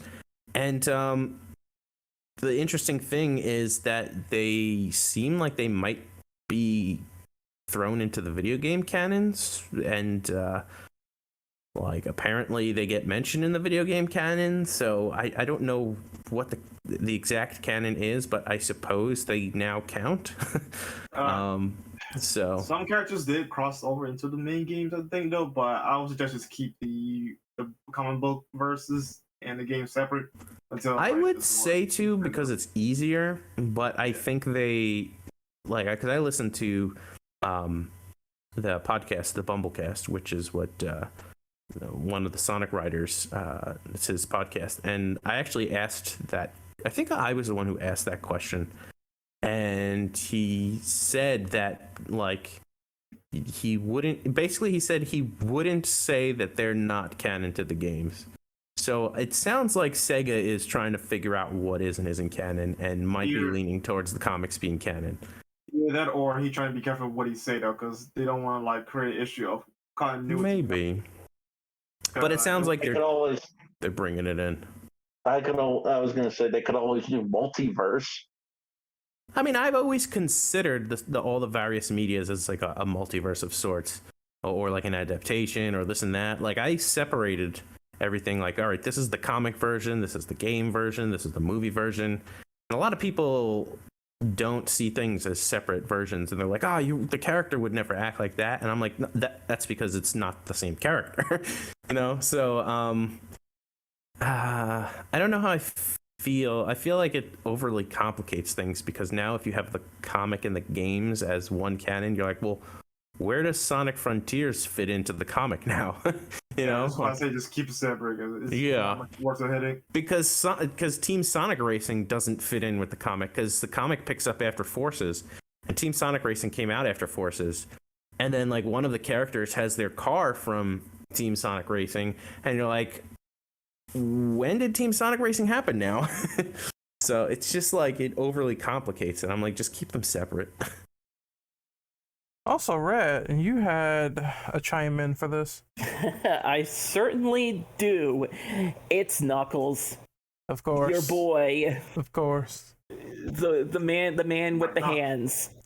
So Knuckles in the 2D games plays noticeably different from Sonic because he doesn't jump as high. So what do we do to get around this? He can glide and he can climb walls. And when he does this, the way you play through those levels changes entirely, especially with lock-on technology at your back. So you can take him into Sonic the Hedgehog 2 and break that game wide open. He can also dig. You can also punch. He can Well- punch really well. Well, Indeed. I think in the instruction manual, the old instruction manual, it referred to it as dig. And I think that was referring to like how he could break certain walls and rocks that Sonic and Tails can't. It's just weird. I thought it was interesting that they used the term dig, but whatever. But I always did like the creation of Knuckles. It's like, we need to find a way to make a cooler Sonic. Hmm. And He's the that's Proto kind Man. of, and that's kind of the feeling. He's basically the Proto Man. Yeah. And I genuinely think his frenemy relationship with Sonic has always been an entertaining one, especially in Frontiers. Those two have the best dialogue together all the time. I heard that too. I haven't got around to watch. It's also interesting that every time they introduce a rival, the older rival becomes like a friendly rival. So like first we had Knuckles, and then I guess when Shadow came out, it's like Knuckles isn't the rival anymore. And then, or maybe I have it back. At whatever the order was, like we had Metal Sonic, and then we had first it was Metal Sonic, then it was Knuckles, and it's like, oh, I guess Metal Sonic isn't the rival anymore. It's 'cause sort he's of dead. it's sort of the going Or back to whatever. the Dragon Ball analogy. Yeah, like it used to be Piccolo, then it was Knuckles is Vegeta. essentially Yamcha, That's kind of true. where he I think was he's more like he was the rival, but he then was the Piccolo. stronger characters came along to take his place as Sonic's main rival. But he's still would cool equate at the end of the day. I would equate That Knuckles hurt me, more that to hurt. Piccolo. Hey, yo, does Yeah. anybody actually think Yamcha is cool? No, Yeah, Yamcha's pretty cool. He just gets made fun of a old lot. school Dragon Ball, hell yeah. Old, Okay, yes. Old school Dragon Ball, okay? You know, if we're not talking... Jay, He's a in professional recent- baseball player. He should be like Superman- super rich. You know, In at Super least in Skate, so terms he's of been like, baller. I think he's a professional baseball player, so he has money. I'm sure. And Listen. You want the best Yamcha to this day? You should have played Dragon Ball Fighters at launch. Hey, yeah, that was about the only time Yamcha was like banging since like Dragon Ball. All right? Facts. and then Vegeta took his wife. And Zeno's like, oh my god. Vegeta came in, took his... Then he almost got crushed by a gravity machine. I'm like, Oh my god, he really is! Because the relationship used to be Knuckles and Rouge in Adventure 2, and Rouge picked Shadow. Then Shadow came in. Oh, No, man. she still teases Knuckles. Damn. You know. Yeah, Same yeah, way. Yeah, yeah, but but Shadow even was she around came Shadow. up Knuckles with has never more. been able to recover since then. That's Yep. because Shadow's in her friend zone. Man. Shadow's closer than Knuckles is. Nah, Yeah, more like Rouge is his Shadow's friend though, because he doesn't give a shit. But- Rouge always but- try to go after him. They're basically like siblings. I makes He's it also worse. still Very, very, Yamcha. very close siblings. Like, what's up, Thank Steph, God. bro? I'm about to call this Uh, a echidna cucking. This Yeah. is this podcast. Yo, what? Shut up. She wants. Cooking with a kid. You know what they say about echidnas and their genitals? Like Rouge Okay, wants some of that. Stop right there. Stop right there. Stop right there. Move on to the next thing. But it's basically Knuckles. It's his gameplay. It's his character. It's like, so I'll just say this. Once in a while, I put up a Sonic Adventure randomizer. Occasionally, I'll get a stage with Knuckles. It's like, okay, how quickly with my glide ability can I get from point A to point B? And you pretty much take the speed aspect from the ground to the air, and that's what makes it incredibly fun. True. They also, I would argue Mighty and Ray, since they've reintroduced them and gave them unique gameplay in Mania. Ray has is basically Tanuki Suit Mario in Sonic. Is it Tanuki Suit? I don't remember. Whichever is the flying one. Cape? Yeah. Raccoon. I don't know. Raccoon. Raccoon? Yeah. I don't know. Yeah, which those two one. honestly gotta kind of break the game once you learn how they work, especially Mighty, because he's immune to spikes. Mm. Wait. Yeah. Was that Sonic Mania Plus or? Yeah. Yeah. Okay, yeah, now I remember because I remember I bought the DLC, but I never played the DLC. What? Yep. I'm waiting for that. What is it? There's a mod for it where you can play a Shadow, so you need the DLC to do that. Yeah. How would Shadow play differently? Would they just try have, 'em. like, guns all everywhere? You know what? I fucks with that. I tried modding Mania, but for some reason it doesn't want to work. Yeah, you gotta have a legitimate Steam copy for the work. I do. That's not the problem. The problem is how you install the mod. It's bullshit. How do you fuck this up? It worked just fine for me. That's Well, weird. not for me. Oh, it's just like no Shadow today. All right. I mean, I can play Shadow. It's called Sonic 3. Oh, no. No more mods. We're not pirates, Kappa. Oh, I'm kidding. So, Yeah. Any more thoughts on the supporting characters? Oh yeah, just because I didn't get a chance to touch on it yet. In theory, like characters that I would have liked to have seen more of that I enjoyed, like it's like favorites. I think I really liked SBO from Team Chaotix. Would have liked to have seen more of him. Ooh. Yes, amen, bro. Yeah, it's a shame that we didn't, and I thought that was the coolest team, so to speak. I mean, I thought them dudes was tight, like But I mean, I guess Charmy's whatever, but I mean, like Charmy was kind of cool too, but especially SBO. Silver, I like in theory, like for as much as I'll give Sonic 06 crap, I just couldn't finish the game. I really wanted to like it, I just couldn't enjoy playing it. But I think Silver, like in theory, was a really cool character. I think Blaze was cool. Knuckles is my favorite, probably. I was a big Knuckles fanboy. Shadow, a very, very close second. So like I was gonna say Shadow, but then I was like, it might actually be Knuckles. We're not gonna compare him to Yamcha because I feel like that's disrespectful. I think Vegeta killed Yamcha as well. Not only so he killed him, took his girl, and everything. No, that didn't happen to Knuckles. We can't. That's equivalent to killing him. A Cyberman did. Oh. Yeah. Yeah, Vegeta didn't do anything. Vegeta didn't do anything, man. No, wait, that's like, no, Vegeta didn't even kill Yamcha. You're right. It was a Cyberman. They self-destructed on him. Okay, we can't put him in the same category. That's just disrespectful. But no, but that would be my favorite. Like as far as like least favorite characters, like characters that I don't like, I don't know. I don't know that I really disliked anyone. I don't know that I liked playing as Big in Sonic Adventure 1.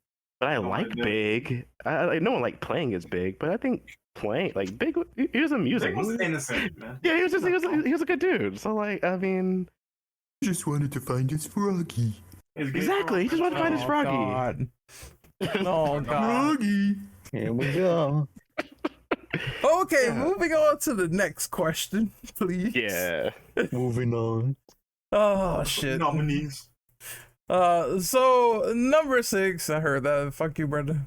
Sonic had a rough patch of quality after the original trilogy on Sega Genesis.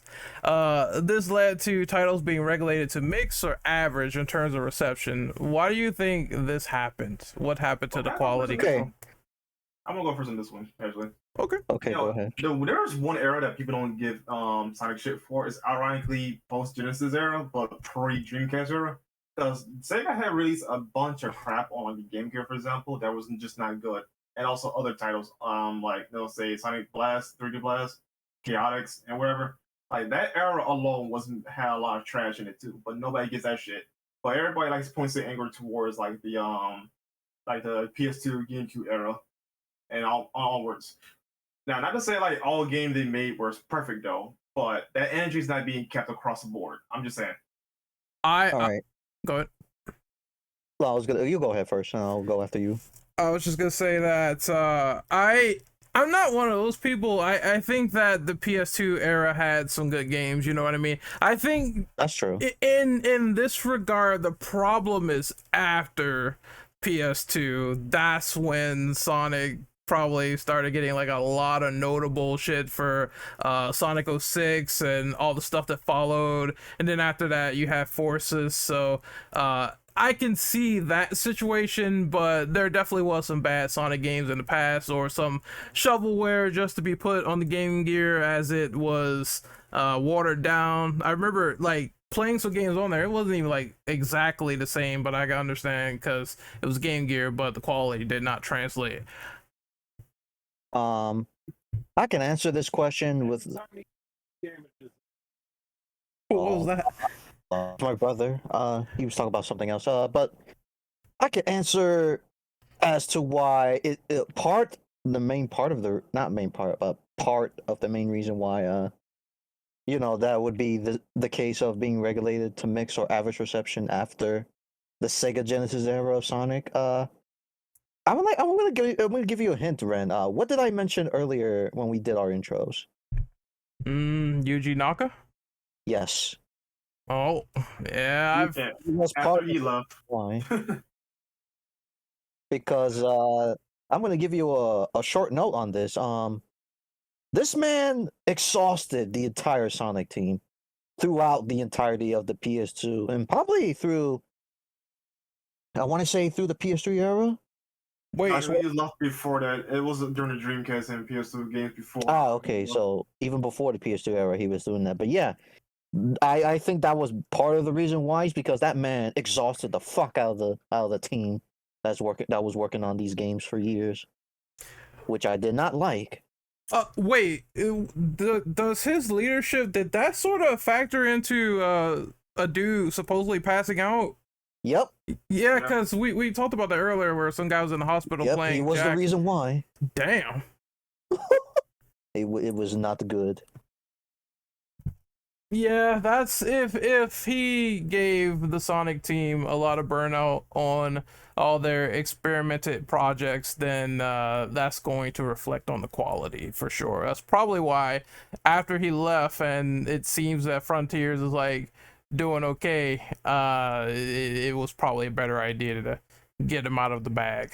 Probably because he wasn't involved, and the Yep. Sonic team got more air to breathe when working on Frontiers. But the big card Frank though, even after he left, Sonic team was still not hitting it. Like they're sure they had a lot of good games under the belt though, but I would say after a certain point, like around after Unleashment, that's when their quality either is really good or really ass again.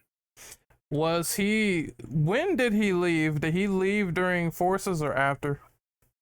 Well, no, he left Wait, he left way after Forces. Yeah, He like didn't do that. sometime like 2004, I believe, 2005. He left the company. So he's getting Forces under his belt. Okay.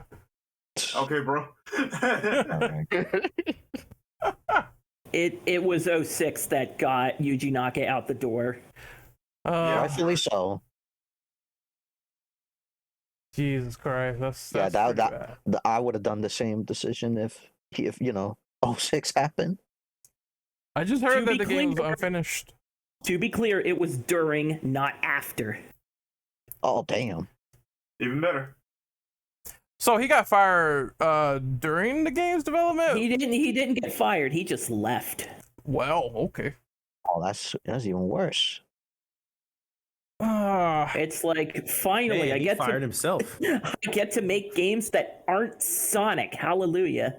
Yeah, and It's instead what happened. making people sick in And 20. then came Rodea the Sky Soldier eventually. Do you remember that game? I don't think we want to at this rate. Yep. Go ahead. And then came Balan Wonderland. Yep, that's what I said. The game that makes people sick, because Yeah. motion sickness. You want that in your game in 2020? Or whenever it Okay. came out, I'm good. It just sounded like this guy being on the team was a lot of bad news, and they had to get him out quick. So Yuji Naka. yeah. Yeah. The thing is that he was a talented programmer, but he kind of fell out of favor after, like, because he didn't care. I guess the problem is that when you've been like with Yu Suzuki, once like they just didn't look around how other games had changed and only looked at their previous work. And yeah, Balan wasn't good. I think the issue was more so like once you get a position of power, that's when you start becoming more toxic. Yeah, look at like Sonic Adventure 2 and the Heroes development. Mm-hmm. Like, I've been the director of Heroes got so sick that he ended up losing 20 pounds and had to be hospitalized. Oh, good lord. I didn't hear the Yeah. hospitalized part. Holy shit. Yeah. Yeah, because they had to crunch to make the deadlines. Well, as Mr. Naka participates in slave labor with all that Chaos Emerald power, you know what I mean? I'm The glad true- he's arrested. True power. Yeah. Well, he was arrested for trading secrets, so it's like, there you go. I know, but I'm glad he's arrested. It's like, oh, you want to Yeah, join? with You want to go to jail At with least him, Connect? Oh, I mean, I could teach him a lesson or two. Sure, put me in the same cell as him. No, okay. I'm tough. Yeah, all right. So, I was gonna say, at least with the recent release of Frontiers, things are at least looking a lot better. Yeah, So, that happened with at the least I last can- time. At least I can say that there's at least somewhere where they can go with the franchise, and it seems like they finally found their footing. just make Forces Part 2. There you go, and you can lose it anytime. I could say thank you for making the franchise, but you need that work, sir. You need that to get that work another way. Anyone have any other opinions on where the Sonic franchise fell off? The third dimension. 3D? So Yes. a lot of it is you are looking down at the race course, and around you is not solid ground. It's the way Sonic sort of controls. He depends on an attack that locks onto an enemy to progress, and sometimes there is no ground beneath his feet. So if you miss your shot, you are going careening to the side off to your death. I feel that the third dimension hindered a lot of Sonic's gameplay because it made Sonic a little harder to control, which wasn't really as much of a problem in 2D. It's mostly around momentum, and there's still problems with this in Frontiers, where your movement just stops to a complete halt at complete random. So it's just the third dimension has been an obstacle that I don't believe Sonic will ever really climb over. They'll get great games out of it. Do not get me wrong, but I feel like figuring out the physics that made Sonic work in 2D has become a never-ending challenge with the introduction of a 3D Sonic game. That's beg my to thought. differ. Yeah, I disagree with that notion as well. I think games like Generations and Colors, for example, nailed it. I don't know why they've strayed since then, but and I haven't played Frontiers yet, but apparently it's also really good. So I don't know about Frontiers yet, but from experience, there are at least some 3D games that are amazing. Just not all of them, and I don't know why they can't stick to the same gameplay mechanics throughout all the games. I don't know why they nail it down, and then the next one they don't have the same gameplay style or mechanics or whatever. Ironically, I think that's a good thing to discuss, but go ahead. I'm sorry. I would say this real quick though. Ironically enough, though, even when they do stick to the same gameplay style, it's still find a way to fuck it up. I.e., Sonic Forces. So, Yeah, I liked. Yeah. I'm one of the people who liked Forces, but I see the complaints, and especially Classic Sonic does not feel anything like he did in Generations. It doesn't feel like Classic Sonic. I don't know why they messed that up. I think it's more of an issue, it seems, with consistency than how they can wrap their head around the mechanics, but that is still important. because you don't want to have a buggy, glitchy Sonic in that case, and one that's relatively unfinished like Sonic 06. But there you go. Sonic 06 could have been so good, and that's the other problem. From what I hear, I mean, I don't claim to know this 100%, but from what I hear and read about, it seems like Sega, at least the business aspect, pushes the developers to be like, you got to get this out by Christmas or whenever the date is, you know.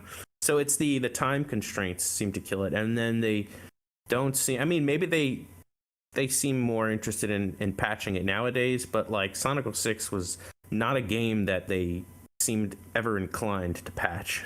Well, here's the thing too. Like, it was not just Sonic 06. Let's fast forward in time. This happened with Sonic Origins, Sonic Colors, Sonic Forces, Sonic. At least they were built on. At least Origins was built on good games to begin with. I mean, regardless of the games are good or not, the point is that they rushed that game at that collection of the door and had a ton of problems at launch. Sonic Boom was especially fucked because Sega told the developers of that game, hey, you know this cool thing you've been working on with your own engine? We have an engine for you to supply. Now stick that shit in the game. Universe. Yeah, in the universe, we would have had Sonic, what's it called? Sonic Rangers, whatever? Yeah. Oh, yeah. Their original game. No, not that. I forgot what they called the original Sonic Boom before they changed it to Sonic Boom. I completely forgot what it was called. It's bothering me now. I can look it up real quick. Yeah, you do that. That was supposed to be their game, and they had their own assets and engines or whatever, right? And Sega came in like, haha, guess what? No. Sonic Synergy? Yeah, that was it. Okay. Yeah, Sonic Rangers. I was confused because Rangers, I think, was what Frontiers was going by. Yeah, that was a code name. Wasn't it supposed to be like on PS4 and Xbox One? Then they told them, yeah, you have to make it work for Wii U now. Yeah, because they had a contract with Nintendo to make 5 Sonic exclusive Nintendo games. That was a mistake. That game in particular was forced onto the Wii U, and of course, now you see the end results of that. It's crazy. Yeah, and then they just, aside from the cartoon, they pretty much abandoned the whole Sonic Boom the cartoon got universe. Didn't make it past 2 seasons.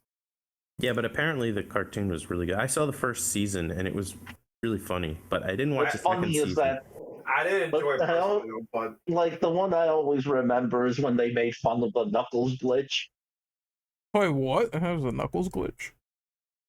I think like in Sonic Boom, there was a glitch where if you were as Knuckles, you could just keep pausing the game, and you could just infinitely jump until he reaches out of bounds. Mm-hmm. Where was the reference? It was in the show. I forgot which episode, but they did reference the glitch. Funny.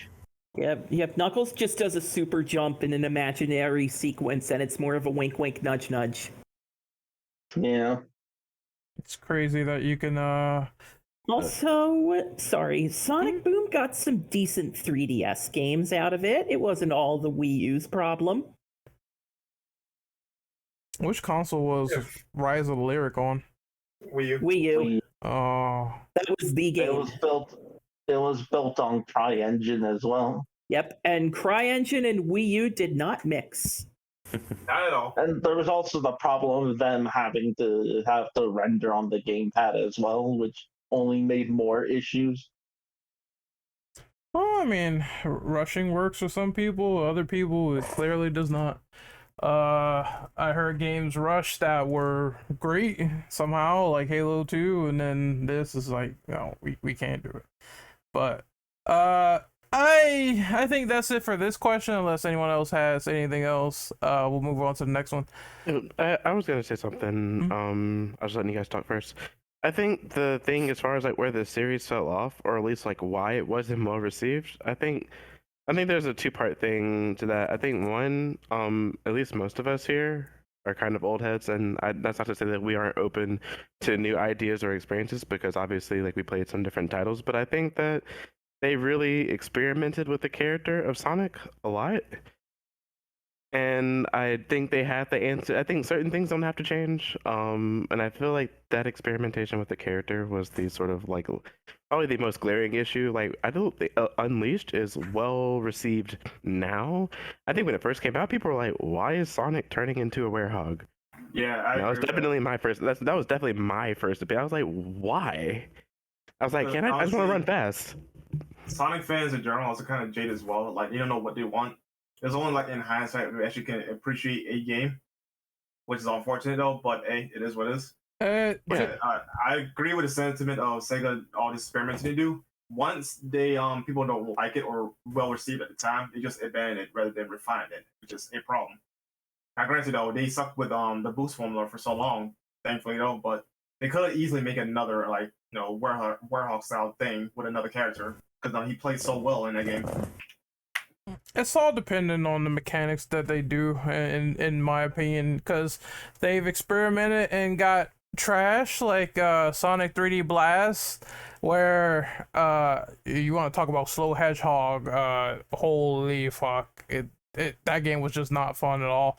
In my opinion. And then you have experiments where it's like people did like Sonic Unleashed, but they thought the Werehog was too slow, but the stages were still fun. So that is the matter of like, what do you really want? Do you want a game with bad stages and mechanics or physics? If you want bad physics, just play Sonic 4 episode 1 and 2 and then just die. Wow. Yeah. I got Sonic 4 on the Wii day one. Oh man. That final boss is a mess. That was one of the biggest disappointments I think I ever had. I was looking so forward to that game. Yeah. Hey, fun fact: it was actually supposed to be Sonic Mobile, but Sega was like, "Hey, no, let's port it to the consoles and call it Sonic 4." Yep. That was not a good idea. Oh, that was horrible. Yeah, imagine calling it Sonic 4 and then, yeah. And wasn't there supposed to be like a third episode and then they just canceled it? Oh yeah. No, it was canceled before 2 came out. Jesus. We could have had Sonic Mania called Sonic 4, you know? If only. Honestly, it's weird that Sonic Mania just feels like something that could have came out in the Saturn era, and then if that had been released, Sega would probably still be making consoles. Yeah. Honestly, they wanted to be making consoles. They fucked up so many times at that point. Yeah, like I think the main reason for Sonic's downfall was obviously like the failure of the Dreamcast and then the mass exodus of talent, which didn't help. So like Rare. Something like that. They're just stuck to making Sea of Thieves. Yeah, like all of the best like devs ended up going to other places like Sony or Nintendo. Not the true MVPs. I think speaking of Nintendo in that regard is I was gonna say as well, like the thing is like I think Nintendo experiments and they sort of experiment within a formula, like you know, when they release the Wii or the Wii U or the Switch, they always do something different. But if they do something different, I think they always have something like a Smash Brothers or something to fall back on, or a Pokemon. Everyone's gonna buy it. I think if Sega had done something like, I think it was totally fine to experiment with the character, but I think when you see that experiment doesn't work, I think they should have just baited us and like, okay, maybe like I'm trying to think, like let's say, okay, Sonic 06 wasn't well received, let's just give them Generations, or like, you know, or maybe even just re-release like a Sonic remaster. People are gonna eat it up, so especially a lot of us old. Genesis. Huh? To Sonic the Hedgehog Genesis. Yeah, just go Sonic the Hedgehog. Oh, shut up! Robert's favorite game. Yeah. I saw the frame rate for that game, and Oh no, sorry, not Rad. I apologize. It's Ren's favorite game. How about that? You can fuck up. That is an absolute measurement. So that was an absolute measurement of everything that was wrong. It wasn't the third dimension that was killing them. It's the fact that they couldn't even get Sonic 1 right. I showed Ren that clip, and he fell in love with the Game Boy Advance port. Which is weird, considering they basically remade it on Saturn with Sonic Jam. You live in La La Land, motherfucker. La La Land, Sure. I was in the car when I showed you that. I said that. Like, oh. I said that frame rate was just absolutely gutter The frame trash. rate. Oh man, that's not the worst part. And Sonic seemed to have trouble jumping, which I don't even remember that ever You want to happened. try to play Labyrinth Zone in that version, Ren? You're gonna have fun. No, I don't think I want to. No. Especially since you hit underwater level. Oh man. Good luck trying to get out of the underwater in that version. Oh, here's the question we're gonna spend a while on. So we're Yes. gonna move on to the next one. What is your favorite and least favorite Sonic games? Describe why. Oh, I'm gonna go first to make it short and simple. My favorite is obviously the original trilogy from Sega Genesis. The honorable mentions I would say Sonic Heroes and But, Generations. Sonic Mania was. but if you had to pick one of the original trilogy, what would it be? Sonic 3. Fair enough. Least people pick 06 for least. I'm gonna go one step and beyond. My least is the Sonic Boom on the Wii U. Rise of the Lyric. Yep, because it's bad when even the 3DS version of that game, knowing it was a bit different, runs and plays better than the fucking Wii U, which has more power, by the way. I'll go quick on this one. So favorite Sonic game, I'm gonna have to say Generations. That was when that came out. That hit right. Classic Sonic, fun. Modern Sonic also fun. So it's best of both worlds, and I like how the stages accommodate 2D for classic and 3D for modern. Really good stuff there all around. A nice compilation of all the important like stages you've seen throughout Sonic history, and it was just fire in my opinion. I will give an honorable mention to Mania. I really enjoyed that game. That was a nice comeback to like 2D Sonic and having those mechanics there, and it just felt overall like The good. true Sonic 4. Yep, the true Sonic 4 when that came out. If I said least favorite Sonic, I gotta go with Sonic 3D Blast. Like I said, the stages do not accommodate the gameplay. Which and- version? I would say I played the Genesis version first. Oh, Oh, yeah. that's Sonic Blast. 3D Yep. Blast is the Saturn version. Well, yeah, it But I was, think they're technically the same game, isn't it? No. Sonic Blast was the Game Gear version, and it was a completely different game.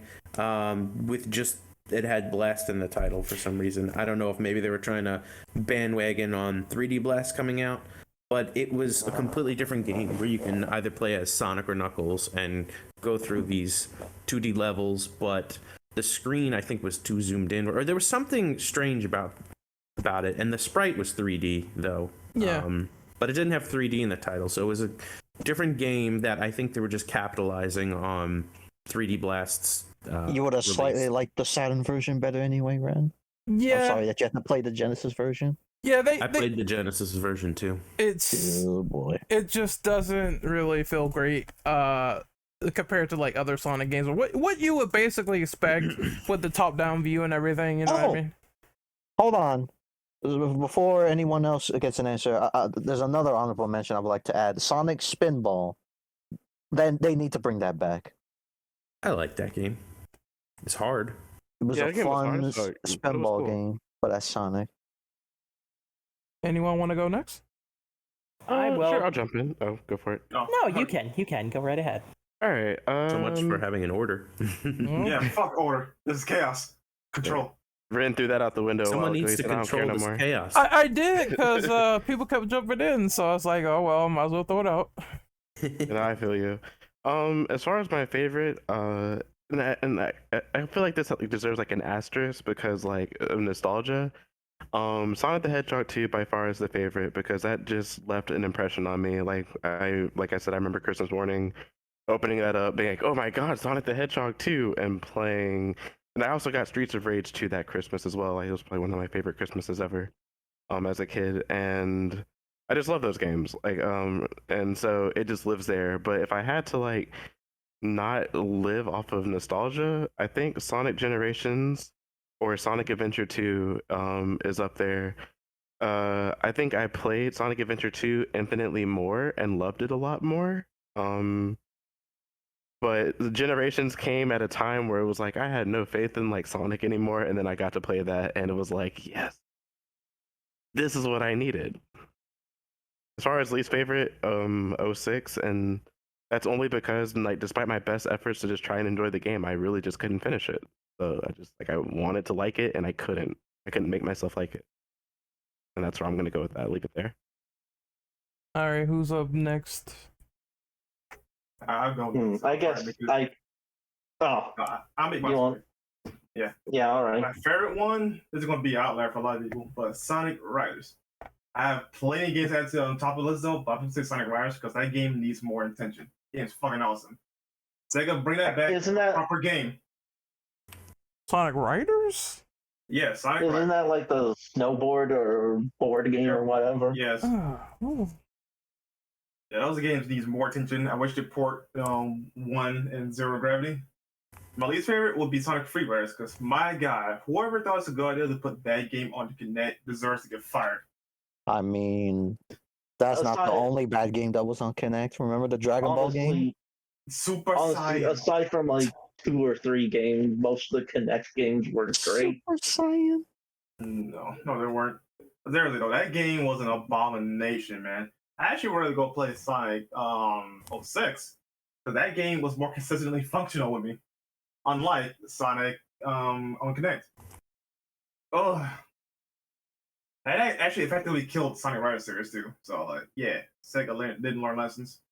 There was Go ahead, one Bill. thing exciting about Free Riders, and that was at the time it was the first game to showcase the new voice actors. So I remember just being hyped to see the cutscenes because I didn't have a Kinect. So I was just hyped to see the cutscenes just because I wanted to hear the new voices. So And that game didn't do a good impression on me with the new voice actress. So over time though, they definitely got a lot better. Like Roger Craig Smith and Sonic, I could tolerate that a lot more now, as in all the time. Mhm. And Shadow's newest voice actor has gotten a lot better. Like in Forces though, that's easily his best performance so far. I'm sorry, go ahead, Joe. Right. I guess for me, my favorite would be probably Mania. It's definitely really good if you like classic Sonic, especially since it kind of like blends some 3D in as well, and the music's still really good. I was kind of disappointed they never made a sequel. Yeah. I guess as for I don't know favorite? what I would say for least favorite. I mean, Sonic 06 is an obvious one, but It's too Yeah. easy. It's too easy. I guess least favorite would probably be Forces because it's really short and just very mediocre. does least favorite have to be something you played all the way through? No, not really. Okay. Anyone else? So, Well, I guess I'll go since I already said that. But Hold on. Let Rara go first, and then I'll let you Yep. go after him. yep, Oh. I will be quick. The greatest thing Sega ever did is to give Christian Whitehead the keys to the kingdom. After developing some spectacular iOS ports of classic Sonic games, he finally got to make a Sonic game from the ground up.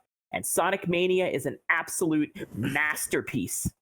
Especially with the additions added to Sonic Mania Plus, where they added like Mighty and Ray. That game from top to bottom is sheer perfection. The embodiment of everything that Sonic is and should be. Just movement, just the variety of levels. It's the music. It introduced the world to T. Lopez, who has failed to miss in everything he's involved in. Because you got that guy on a Teenage Mutant Ninja Turtles game, and it's one of the best soundtracks of the year. But it all started with Sonic Mania. That was the world's introduction to, in my opinion, is one of the best composers of the modern era. Like, Mania is so good, especially because the modding scene has gone in on that game for PC. But least favorites, people here, what do you believe is the most important thing about Sonic? Sonic He- himself. Speed. Sonic Labyrinth has none of that. Oh, I've never heard of this. think I've heard Yeah, I of never it, but played that, don't so I remember. can't mention that. Sonic Labyrinth has practically no speed to it. Sonic can move around in all 8 directions, and that's great. I have a question. Is that the game where he had the slow shoes? Yes. Yeah, because that plot is Slow funny as down shit, boots. but it did not make good gameplay. Yes. Like whatever you're gonna say about your horrible 3D misfires, at least they have speed. Labyrinth does not. Labyrinth is the most unfun that I have had playing a Sonic game. All right, I'm done. All right, Drew, it's your turn. Favorite is Sonic 3 and Knuckles. That's my favorite. Sonic Mania is probably a close second, but Sonic 3 and Knuckles has a very close place in my heart. I just grew up constantly replaying that game over and over again because it was so much fun, and I loved all the little things they introduced in it, like the level transitions, like the Mecha Sonic, like I said before, playing fighting in the Eggmobile, the new special stage, and then finding out about Hypersonic, Doomsday Zone. It really made everything feel so connected with those level transitions, and I should have expected this, but I was really hoping in Sonic Origins they were going to include level transitions in 1 CD and 2, and of course they didn't. I shouldn't have expected it, but I was really hoping for it. Least favorite out of the ones I've played, because some of them I didn't play. Like, I didn't play Labyrinth. I started Chaotix, but I played like the beginning of the first level, which I think was a tutorial level anyway, and that was pretty boring. But I didn't play the rest of the game, so I feel like it would be unfair for me to say that. But out of the ones I did play, thinking about it, probably Sonic Blast on the Game Gear, because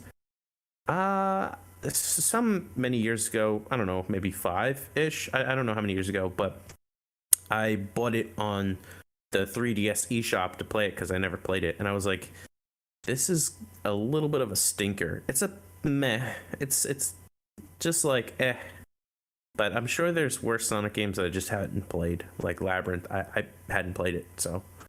But none of the Sonic games I feel are like terrible out of the ones I've played. It's just that some are clearly better than others. If you're curious, Labyrinth is on the eShop. I just looked. Oh, it is? Grab it while you can. Yeah. I will. Is it on those collection Sega has? Because I know I have it on PC. It's Sonic Gems Collection, I think, has Labyrinth. Okay. Also, an honorable mention for the most Sonic game, Sonic R. Is that the Yeah. racing one where they're like... Hold on, Super Sonic. No, hold on. You don't feel the sunshine? Mania is the best. It gets everything about Sonic right. R should be the worst because it gets everything wrong. The thing about R for me is I didn't play it until Gems Collection came out. So back in the day, I was overhyping it and I couldn't play it because of Metal Sonic and Tails Doll. And I was like, what are they? I need to see what they are. And eventually I played it and I was like, it's alright. It's meh. But like, honestly, all the Sonic racing games feel meh to me. They're like not terrible, but they're not great. Like, I forgot who said it, but they like Riders.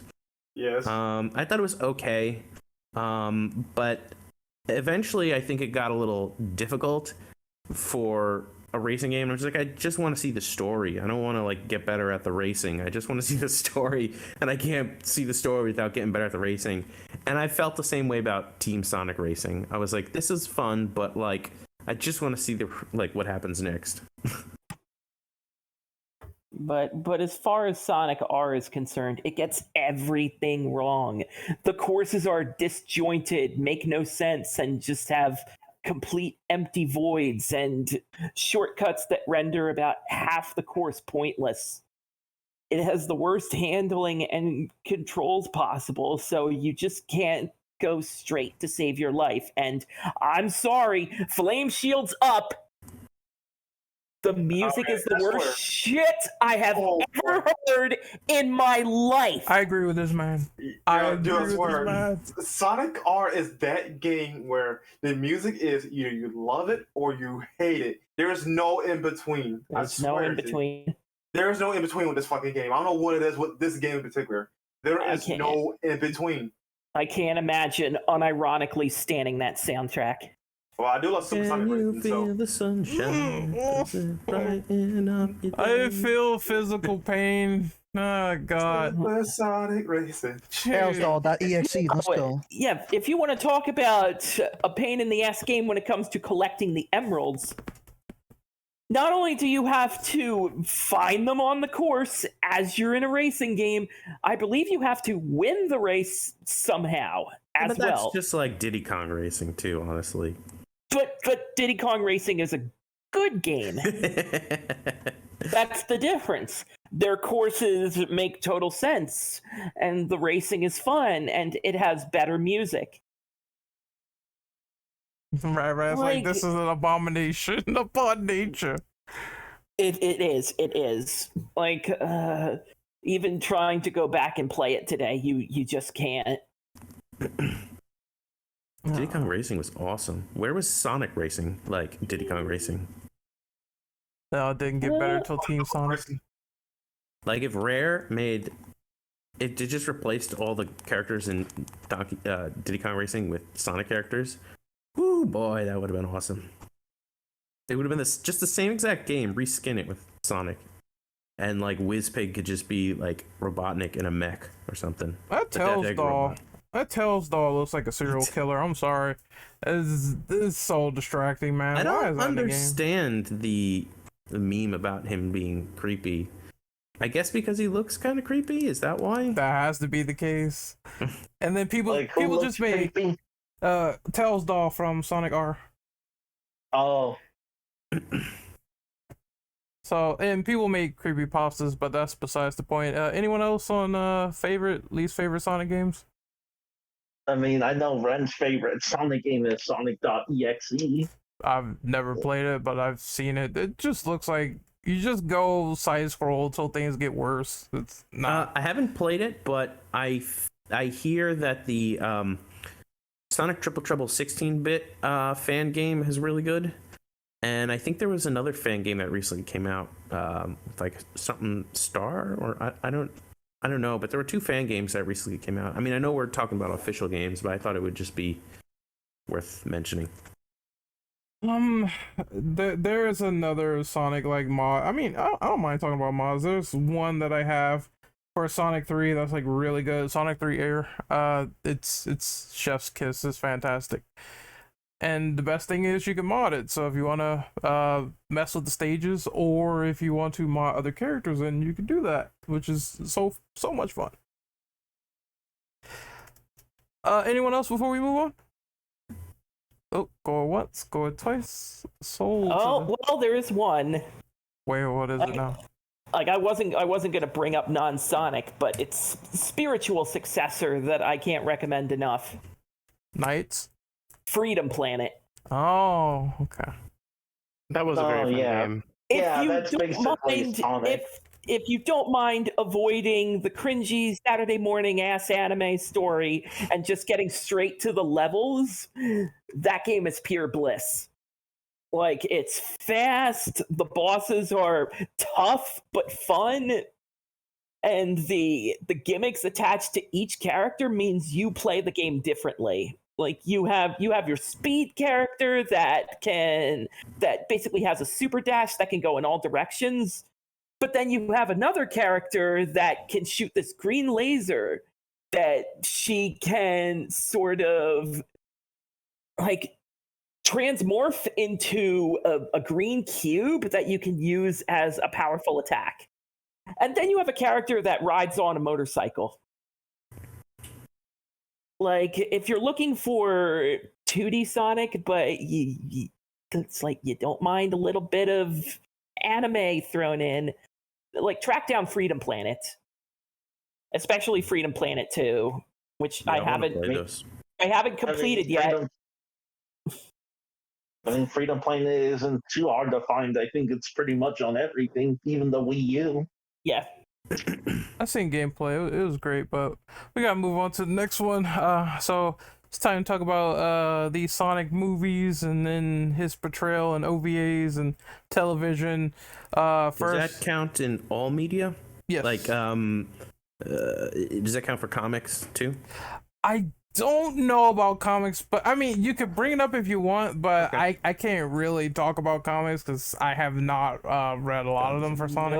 Nope. The comics are just this bottomless rabbit hole that I have not gone down in 20 years. I've heard good things, but it's a thanks but no thanks for me. The pre-Genesis wave was horrible. I did not like those stories at all. If you want a fresh reboot that actually follows the Sega version, is the new IDW comic. If you don't like the randomness of the Archie era, you'd probably like the IDW Sonic because it picks up where Forces left off, like I mentioned earlier, and actually follows the games. And I think Sega has to approve of them. So. I mean, thankfully, we're not back in the old 90s era of like video game comics. The only thing I'll say is that is the Archie ones, are they the ones that have the random weird crossovers that make no sense? Yeah. Which crossovers? Mega Man X crossovers. Those made sense. Yeah, it just seemed like out of nowhere to me. Those were a good reason. Well, that was because Archie was also making the Mega Man comic, so they were like, "Oh, let's do a crossover." Yeah, I mean, I get it, but still. And it was awesome too, so it was really good. I get it, but I don't get it at the same time. Yeah, it's one of those for me. I didn't follow the comic, but when I heard there was a Worlds Collide event, that was get-in material for me. I read that, and that's kind of fun, and that's the only Sonic comic I really want to read. What about Worlds Unite? Was that the sequel with just here's more of this? I have not read that. It was a continuation with more Sega and more Capcom characters. Yeah, it sounds like it's up my alley, and I really need to find the time to do that. It was basically, I mean, I don't want to go on a tangent because we're going to talk about movies and stuff, but it was basically like Sigma came in and X got involved, and then Sigma was the big bad, and then he had Wily and Eggman like as his lackeys. So it was really cool. Yeah, that sounds really cool. But yeah. Brandon, any words to add for the comics? As for the comics though, I liked them, the IW ones, but also I kind of dislike them because how Sega is mandating them. One thing that bothered me is like, I'm gonna take Team Dark for example. Sega for some reason do not want to mention them as friends, only co-workers. Even though if you look back on their old material, especially like in Sonic 06, those fuckers were pretty tight knit family at that point. Kind of like Team Cadis is. So like, I'm not a fan of how Sega is doing stuff like that. It's kind of undermining. Like, I'm like they don't want to take any chances or risk with certain things with the comics, which is why part of the reason why they're so close to that material this time around as opposed to Archie. Archie is literally like a Wild West, especially with the pre-Genesis wave era of Sonic. Archie, I did not like that era at all. It's unironically fan fiction to a T. Like one of my least favorite things on there is fucking Ultra Sonic. He is practically a god amongst gods. Like no other character in fiction can probably beat him. That's how retarded it is.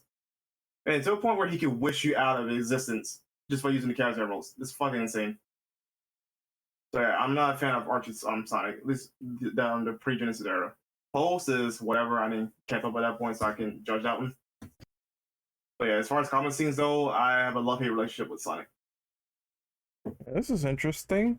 But before I mention the movies, I just want to say, we saw our friend Ugly Sonic in Chip and Dale Rescue Rangers. Oh yeah, they redeemed him. They redeemed Ugly Sonic in that film. Yeah, they really did. Like they gave him so much personality. Oh, baby. I mean, it's kind of funny that people like Ugly Sonic now after like shitting on him. Because it's not they the real redeemed Sonic him. though. Yeah, that's Yeah. different though. It's not our Sonic though. It's a different interpretation of Sonic, and they made him funny. That was so Like, funny when I imagine- saw that. Imagine if that design came out for that movie. That movie would have bombed, regardless if the movie was good, right? Because we all agree that Sonic Yes. 1 was actually a good movie, right? Yep. If Yep. that design stayed though, it would have flopped, It would have flopped. Yeah, Yeah. and we wouldn't have Sonic 2, which is Yep. a fucking amazing movie. Nobody would have fucked. Nobody would be. No one was fucking with the design. I wouldn't blame them for not Yo, supporting that it. Sonic Holy movie shit. was great. Yeah, it's an example of them actually listening to the fans. The fans didn't like it, they changed it, and look what happened. Yeah, I know Yeah. people who weren't really interested in the film, but paid and saw it anyway to support that, to support the fact that they listened to the fans. And That's how you people, get money. and to some people that didn't matter because I saw that they wanted a director's cut of the movie with Ugly Sonic back. I think as a meme. And they were trying to say this weird thing, like, no, it goes beyond that. They tried to say this weird thing that the fans managed to do crunch if they had to go back and redo the model, which was absolutely Well- insane, but I heard that.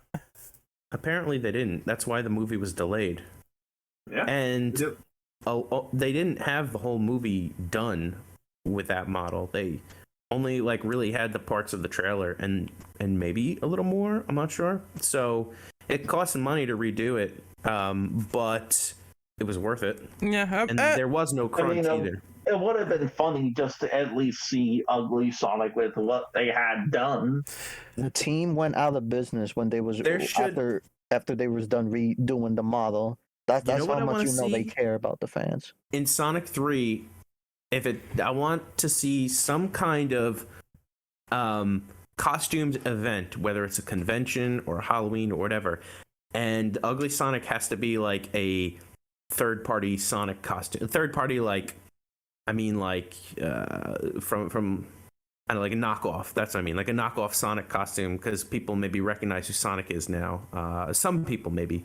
I don't know. Maybe at some point in the movie he becomes people know who he is, and so there's Sonic merchandise, and I want to see Ugly Sonic as some piece of merchandise, and then Sonic would look at it and be like, say something snarky about how I'd love to see a movie with this guy or something like that, Yeah, I that'd be think that would be really funny. That'd be cool. If I had to go back to the point, since I entertained the idea, it's just at most money loss if I were to film myself in the shoes of the people that said that. But I wouldn't say that it was crutch if they delayed the movie and it wasn't finished with that model. So that was just hilarious. I had to bring that up. But as for the movies themselves, I think they're good. The only thing is that, as it usually comes with movies of this nature, and this kind of happens to kaiju movies as well, some of the humans I really just don't care about, and they're just there as either small pieces of comedic relief or filler. But I will say they do a good job at making it entertaining, with the fact that Jim Carrey is Robotnik and he's doing stuff with the agent.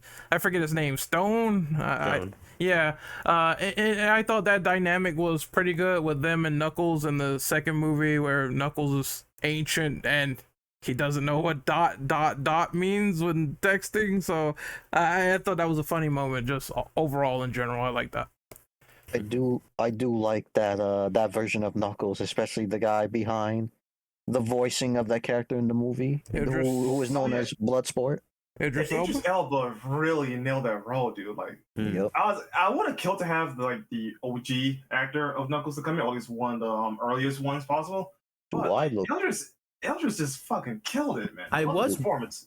I was worried that he might have sounded too old, because Knuckles is around the same age as Sonic, but it sounded so natural that I was like, all right, this works. He's a blood warrior, man. He's a warrior at heart. So Eldris, nailed that aspect of him. Plus, these characters aren't human. I mean, look at your even. A dog, when it's younger, it could still have somewhat of a deep bark, so I was like, yeah, they're not human. So even if it did sound too old, which it didn't, it would work in that sense. But not to compare people to dogs, but you know what I mean, they're not human beings. So but I mean, you can if you watch Full Metal Alchemist. You can stop right there. Do I But look yeah, like I need I your think power? everything. Yeah, I think everything. All the voices sounded like perfect, buttery smooth. Sonic 3. What do you guys want for this movie? Other than Shadow, Metal want- Sonic. I want confirmation that Jim Carrey will return, first and Yeah. foremost. Dude, after he said I doubt it. he's taking a break, quote I doubt unquote, it. from acting. Yeah, that's the part that makes me kind of doubt it, which sucks because I did like his Robotnik, but at the same time, I guess you could say they could make it where Shadow, carries the movie if they wanted to do that. Just I will be okay with that. Yeah, but we have to explore Robotnik's grandfather, who. Yeah, that's true. You cannot not have Robotnik in it without Shadow as well. Like you gotta have both characters in it because the two are integral to the story of Sonic Adventure 2. You think if he is going on this sabbatical or whatever, he's getting recasted? Probably. They said they were but not. They said they would not. They're not recast him. okay. That's But crazy. they gotta get him in though, because like they cannot. But After the two movies, mean, if they cannot want replace it- him. I I think he's gonna return Robotnik. for two reasons. One, he said that if there was a script that really spoke to him, and I think I could be wrong, but I think that he seems to like that role, and this is one of the movie series where people really love him in this role. Where like, well, what are the roles of Jim Carrey that stand out to you? There's like Ace Ventura. The Mask. Yeah, there are certain roles, and I think this one is one of the big roles because of the fan base, and I hope he recognizes that. And two, he did mention in an interview for Sonic 2, like somebody asked him about the fat suit, and he was like, yeah, maybe in the next one I want to have like the whole fat suit. And so the fact that he mentioned like the next one was like, I hope that's not a lie for like the interview, and I hope he's seriously considering being in the next one. I hope so. After he's saying like, "Oh, I am enough," and doing these cryptic sort of things, it seems like it's gonna be 50-50 to me. But yeah, if they recast him or whatever, it'd be kind of weird. But I hope that's not the direction they go in. Well, I think they purposely left his fate ambiguous in 2 for that reason. Yeah, he's not. Yeah, dead. I mean, I don't want Jim Carrey to retire, but I can understand why, considering he is getting older. Yeah, he did say though it's semi-retired though, if I remember correctly. So like, it doesn't Plus, say I he won't think- stop acting. Plus, I think his grandson he mentioned when he was preparing for the role liked Sonic, so I feel like maybe he has a personal attachment to the character too for that. I think, don't quote me on that, but I think he mentioned when he was preparing for the role, I think he mentioned his grandchildren or grandson or something. So I feel like he might be more attached to the role and be more willing to return because of that. But I don't remember exactly if that was what he said, but I'm pretty sure. Well, I'm just gonna chalk it up to I hope semi-retirement means Only Sonic. only everything else but Sonic. Sonic I'll come back to. Then we have to discuss the idea of a child getting shot in this movie because we already know that Sonic's Shadow's origins are like just dark. So you think they're gonna bump up the rating to PG-13 or not? I mean, they could be the PG and then just off-screener. They might just do an they might like do an off-screen or silhouette and hear a gunshot, but they would probably make it ambiguous enough for you to be able to make the connection without actually seeing someone get shot. Yeah, I think this is or- also under the Like a assumption screen that going black and gunshot. It's like you didn't I show it. will just cut out the middleman altogether. Who says she has to get shot in order to die? Who says she has to die? Oh, Yeah, but I it's don't know. I was gonna Maria say, died. yeah, I was gonna say that I think well, that's She could operating be under the frozen in assumption. stasis too. that she has to like get shot. Like she doesn't have to like get shot. That's assuming like she dies at all. They can make it like, or even that she exists. I mean, we would hope that they would stay consistent with the character, but like maybe Shadow's just got some other kind of edgier problem. Because when you think about sort of the characters, like how Sonic is portrayed in the movie, Sonic is like supposed to be like a pretty cool, pretty cocky character, but Sonic in the movie, like the live action film, he's kind of more of like a hyperactive child.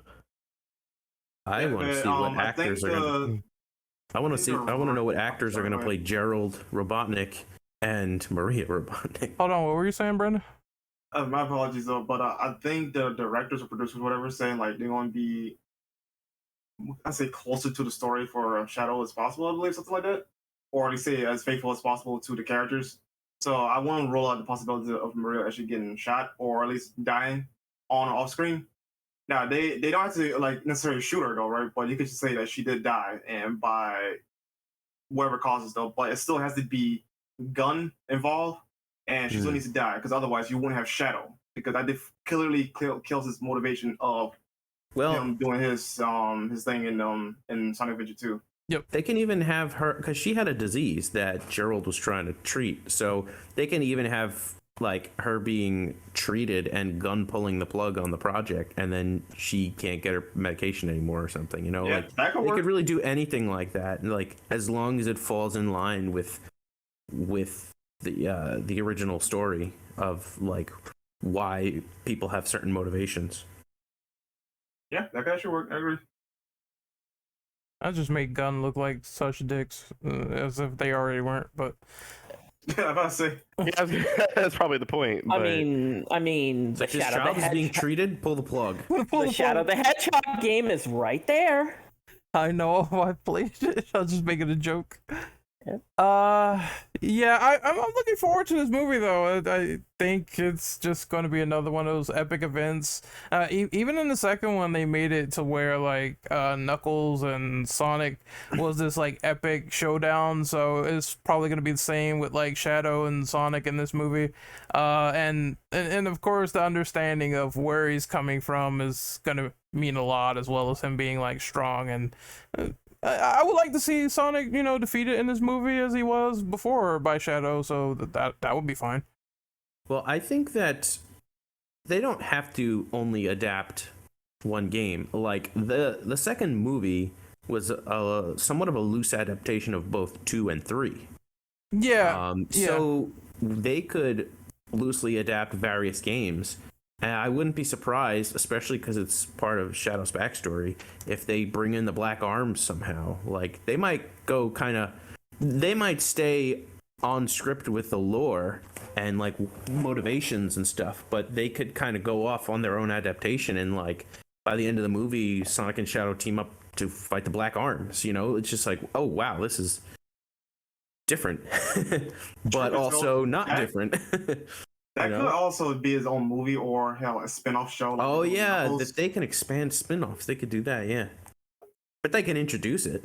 They can show Black Doom like in it, like they can show that diary that you pick up in Shadow or whatever of like Gerald teaming up with Black Doom to create Shadow. Like that can be the start of it. That's just a hint, like a little clip, and then Shadow can get his own spin-off series or something, Yeah, I agree.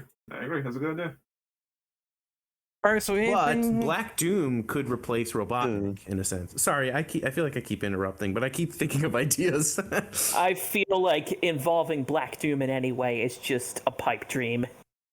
Yeah, that seems like there's a lot of supplemental material there that could be basically his own show.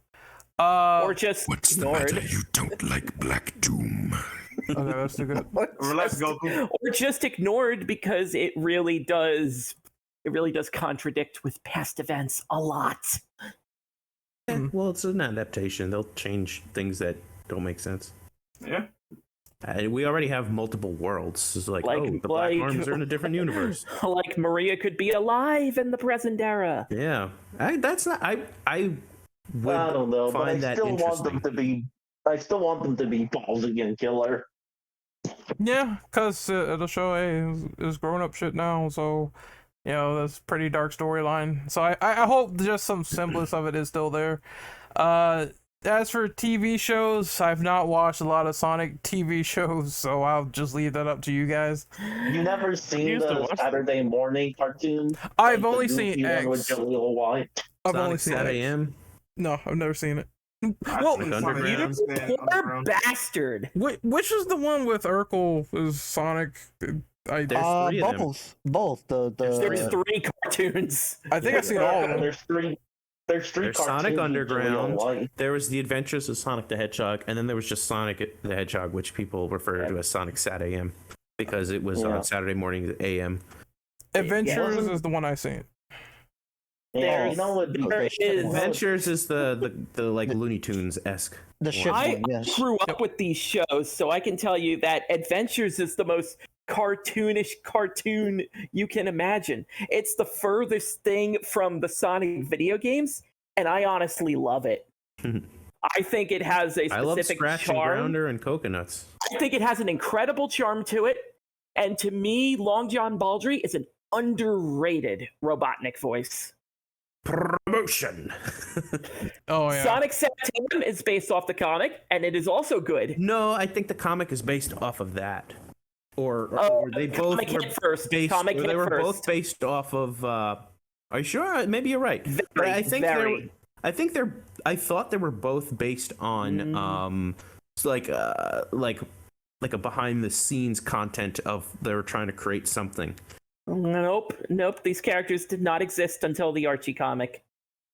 I'm pretty sure they. It was like it was a super late 1992. Here's your sneak preview of the comic, and then a year later, Sonic Satam happened. Well, they could have been being created simultaneously then. In that Yep. case, But point being, it's still a good cartoon that was gone too Oh, yeah. soon. I did enjoy the cartoon a lot. I had a few on VHS that I was watching on repeat several times as a kid. I also did watch Sonic X, and I thought Sonic X was well done. And they portrayed the character well. I thought it was like very enjoyable. I didn't really catch a lot of the Saturday morning Sonic. I always missed it. I probably should have set an alarm or something. I would always oversleep. My cousin would not wake me up too. He would wake up and be like, "Oh man, watch that episode of Sonic." I'd be like, "Why didn't you wake me up, bro? Like, what do you mean?" But, I didn't really get to experience it, but I heard it was great. Yep, the 2 cartoons released at the same time are good in their own way, and then there's Sonic Underground, which we don't talk about. I've never heard of Ironically it. enough, that's the so one I I'm watched, doing some and Sonic X. quick research. It says the show for Sonic Sat AM was also the partial basis for a comic book series called Sonic the Hedgehog by Archie Comics. The comic book hit first. I guess it was released first, but maybe maybe one was in the works before the other. I don't know, but I just figured out. Yeah, the first issue I remember coming out around the same time as Sonic 2, which was like around Thanksgiving '92. I remember picking it up at like this big ass bazaar in the middle of town. Bizarre. I loved Yeah. the old Archie comics. I got real into them I was catching up on reading them in college, and that's when they were releasing the Sonic archives and the compilations. I'm like, yo, this is so crazy ridiculous, and it was fun. And then it got canceled. Rad, I have a question for you. Yeah, and then I'll just answer question number 8 in jest. But go ahead. Boom, in terms of the show, have you watched it? I tried to, but 6 in the morning is a huge ask for me nowadays. Oh, But I have seen clips, and I have liked what I have seen. It seems fun, and it would have seemed fun if I was like 20 years younger. no. So I actually seen Boom. How was it? Why? The show was funny. I'll tell you this: why couldn't they follow that the story from the show and put that in the Wii U game?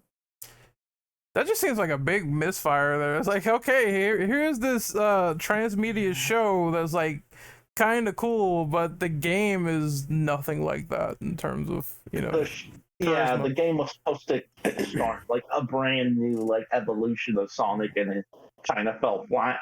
Well, the show did that right, but not the game. But my thoughts on the movies are they just surprised me with how decent they are. Like, you go back to that first trailer for the first movie, and Ugly Sonic was a thing, and everybody was ready to throw up their arms and ready to throw this movie into the suck pile. And the Gangster's Paradise music too. Oh yeah. Sega panicked. Sega panicked. I was disappointed they didn't keep Gangster's Paradise. Do you think Sega panicked or Paramount panicked? Paramount? It was Paramount. It was Paramount. They have completely covered the movie. You guys ever know about like the Sonic movie that was going to happen, but because the Saturday got canceled, the film got scrapped too? Barely. Because I The think one it that had to do. tried to make. It was. I think the plot was there was a kid who was playing Sonic Extreme on Saturn, and then Sonic like comes out of the game, and they got to. That's basically That's the story of need to one of know. the Archie comics, though. That's all I need to know. To know that would have been trash.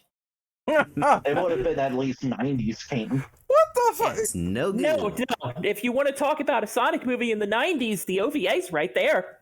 Yeah. We could talk about that. I like the OVA. Is that the one where like Metal Sonic is in the lava? Metal Sonic, Metal Robotnik, Yeah, the fight. yeah, the big fight at the end, and he's in the lava trying to save him. There can only be The one Sonic. Metal. It's so that has a specific charm to me. It has a few moments of why, but I chalk that why up to just that's an anime. Yep. But it has a lot of heart to it in some cases.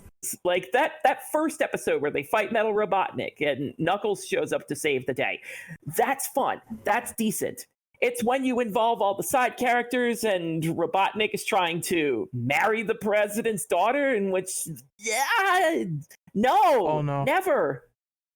I just know the best line from that OVA was, "You might know everything that I'm going to do, but that's not going to help you since I know everything you're going to do. Strange, isn't it?" That to me, that Sonic voice has a lot of charm to it as well. I know people give that dub shit because it's Monster Island and they're the B team of Texas dubs, but I think they were a good fit for that show, or at least that project. Honestly, at the time, the only voice was Jaleel White, and this was a different take on it. It was like an anime style. So, in fact, I could be wrong, but didn't it come to America after those cartoons? We're already after Yeah, like the so- original OVA was 96, and I think the American version hit around the same time as Adventure did. oh 1999. See the kind of crappy thing about just the results of the time is that there was no way to really know how like these things even existed. Like I missed out on a lot of I mean, eventually I watched it, but like at the time I would miss out on stuff just because I didn't know when it was coming out. I didn't even know things existed, you know? Whereas nowadays it's as easy as like, oh, a new show's coming out. So says this website, you know? So like you had to actually hunt down information and hunt down like or like hear from word of mouth, like, oh, did you hear about the Sonic movie? Like the what? And that You know, definitely so- was the case for other stuff like Dragon Ball, where it was hard to get it. People had to record on VHSs and import it. So thank God for the digital age of the internet. Yeah. Although, Yeah, like, but that's how you knew you were a dedicated anime fan. If you had to go to conventions to get VHS. yeah, it was like tapes. a treasure hunt. Or just watch it on Stars like I did. Yep. That's what I Stars. did. That's how I saw the Sonic anime movie. Same. I saw it on. I remember watching anime on I Sci-Fi. remember it was on TV and I had to tape it on VHS. Oh God, yes. I remember Street Fighter on Stars. Man, what a That's a moment. crazy time. Stars. Yeah, 6 a.m. to watch Street Fighter 2, the animated movie. But I think as Or- far I mean, as anime I think series, as not the movie. Oops. I'll just finish off by saying, I think that as far as non-video game based media for Sonic, he came out of that pretty all right. I agree. There are definitely more hits than misses, which is a blessing for video game adaptations. Yo, these days that's hard to come by. But any other opinions on the OVAs, the TV, or the live action Sonic movie? I want to see more. I want to see Boom coming back. What is the hype check on the upcoming Netflix show? I'm interested. I mean, people are excited for it. I'll watch it. I don't have nothing against it. I know people were pissed about Sonic's actor, but that won't bother me if it's like really good. Yep. If we just I have to think see. he sounds exactly like Roger Craig Smith. The trailer hit a few days ago, and it sounds like Sonic, and it's fine. Yep. And I don't have anything else to say. Sounds great to me. Although, shout outs to casting Brian goddamn Drummond as Dr. Eggman. Oh, really? Yes. Wow. Yes. Ocean Dub Vegeta is now Robotnik or Eggman. That's interesting. I like that. That You is better say interesting something's choice. over 9,000. Yep. Sonic's power level is over 9,000. He has not aged. I actually didn't know there was a Netflix coming up for Sonic. I'm actually gonna have to scope that Yeah. out. Do we Learn know today. It starts up next month. Oh, okay. What's it called? Sonic Prime. Sonic Prime. Oh, Amazon okay. Prime. Okay, I'll be on the lookout for that.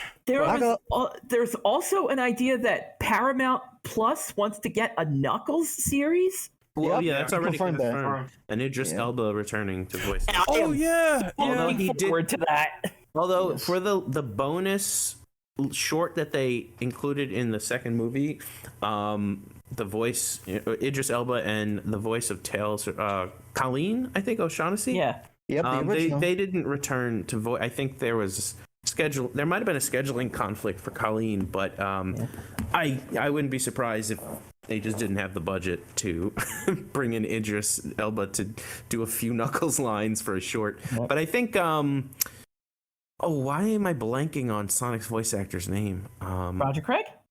No, for the movie. For the yeah. It's Why am on I the tip of blanking my on his tongue as name? well. It's the Yeah. Parks and Rec guy. Yeah, but I think his name is Ben. His name is Ben Schwartz. Ben Schwartz. Ben Schwartz, yeah. Yeah, he. I think he voiced Sonic in that short. So the people who took over for Tails and Knuckles, they sounded pretty close though. Like they were good sound-alikes, I guess, or impersonators. But my they return for the concern third is movie. that any spin-off media, like I hope they bring in the original voices. But if they don't, I hope they sound very close. Well, they return in the third movie. They have to. It's They have to. unless something comes up. That has a but bigger budget. Because I listen, Colleen is the one and only Tails. She, after all these years, she is the one and only. I think That's the voice I hear now. Yeah. As Tails. Is my brain rotting, or did Kate Higgins voice Tails for a bit Not that I think she remember. did. before Colleen she stepped did. in? She did. Like that's your second string, and that's not But a they bad sounded choice. very similar. Which Yeah. is funny because both Colleen O'Shaughnessy and Kate Higgins voice characters in Naruto. So Yep. Yeah. Kate Higgins Good. is Sakura, right? Yep. Yes. And Colleen is Ino and Yep. Konohamaru. So Oh, that's that's just fine. hilarious that the two rivals like voice the same character. Yeah, right. Yeah. Yep. I remember Yep. that. So- remember that Sonic Spider voice song. acting is basically a 6 degrees of Kevin Bacon waiting to happen. What were you saying, Kadeki? Yeah, she voiced him in Sonic Colors. Yeah. And Free Riders. Quick question. Did they redub the audio for Sonic Colors Ultimate? I think it's still the same. Same Okay. dub. Kaneki, what were you saying? I said so. That explains why the Sonic fan base likes the Naruto anime. That's an interesting crossover. Speaking of which, I was working on, and still am when I can, a crossover between Sonic and Naruto. It's more Oh my like god, it's the 2000s are sorry. back. Let me clarify. Not necessarily a crossover of Sonic meets Naruto, but more like in the vein of the old Archie comics where they had these alternate universes. So like one of them is like the Sonic version of Naruto. So like all the Naruto characters as Sonic characters. I will post a link in the chat. Fanfiction.net never died. Exactly. All right, It so only grew stronger. as we move on from fanfiction.net, Rad, this is probably going to be a question central to you for Frontiers. All right. So first impressions on that for people that have played it. I know I have not, so I'll be skipping this question. I will abstain, and I will let impressions, because I have the feeling I'm the only one here who has played Sonic Frontiers because it happened to come out the same week as another highly anticipated game. I've been playing Sonic Frontiers. I'm like on the third island. Yeah, Hold I on, don't want Switch? story spoilers. Yeah. All right. I So I will abstain. I'll let you guys go, and I'll go last. What about the Switch version? Drill played the Switch version. Oh, Is it good on Switch? No. I mean, I okay. liked it. I will say, because I hadn't played it yet, and so I had to look at a trailer because I wanted to at least somewhat be more prepared for this podcast. I looked at a trailer. It looks really cool. It looks really cool. That's all I can say. I've heard nothing but great things about it. Yeah, like, I'm actually I like have it. high key. You have it? I'm high key. I tempted. have it, but I have a backlog of games. I'm just like, I'm itching to feel play you. that. And the other games too. I just picked up Pokemon Scarlet and Violet today. I'm like, I got Sonic Frontiers and God of War, and I'm still trying to finish Pokemon Arceus. And, Yeah, I'm high key tempted to buy Frontiers right after this podcast and go and stream it. I mean, it's on sale for $40 on Black Friday. Is it? Ayo, Yes. store. Let me see here. Sonic Like, Frontiers. this is kind of why I wish I would have just waited, because now they're selling P5 on Look at Switch this for on $30, and I bought it for full price. sale already. This game just came out. Hey, Hey, I'm gonna wait. I'll see what they do on Steam. I'm gonna see what they do on I Steam. mean, when we they'll play it put on fucking PC. Sonic on sale for Black Friday, but not COD. No. COD is like a commodity, a hot commodity right now. So Looks beautiful. yeah, it's the only thing I can say about Frontiers is that I was looking forward to it for a long time. It's cool that people seem to be digging it. Though I have seen like there were some bugs and some people falling to the ground, but that might be minimal in my experience because it could always be different. So we'll see when I get my hands on the game. But I did see someone, I don't know, I think they went to like a rune or something and they fell to the floor, because I'm always watching on down low or Fidel play this game, so he broke the shit out of it. Rad, what about you? I know you have the game, I don't. Okay. I will say, first and foremost, there is a spoiler warning. So this is to anyone who is thinking about picking up Sonic Frontiers. I don't want to hear any spoilers. Okay. There is one thing I will tell you. If you pick the game up and it asks you what difficulty you want to pick hard mode. Oh yeah, I heard that there's a secret ending for hard mode, but you can also switch the difficulty at any point during the game. So technically you could play easy up till the end and switch to hard, but you have to know when to switch to hard, and I don't know when. They will tell you if you've been noticing the pattern of how the games progress. Okay, so now we're in the spoiler warning territory in 3, 2, 1. So the game will tell you outright if you've been noticing the patterns of you got 6 Chaos Emeralds. How are you going to get the 7th? It's on the head of the Titan. So when you get 6 and you're looking for the 7th, you're fighting the Titan. And this is made no more clear than the last boss, where you have 6 and then Eggman rolls up. And he's like, well, I got you the 7th because you were too slow to pick them all up. And then you're fighting the final boss.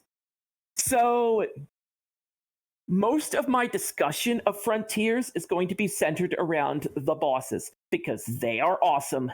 And I know the music is not going to be to everyone's taste, but I feel like it sort of enhances the experience of fighting them. It's sort of that Revengeance style where the music is dynamic based on how much of the boss's ass you have thoroughly kicked. It's that, and it's just the bosses themselves. Giganto's a good fight. He's mostly a sort of setup and introduction because you're fighting all of them as supersonic.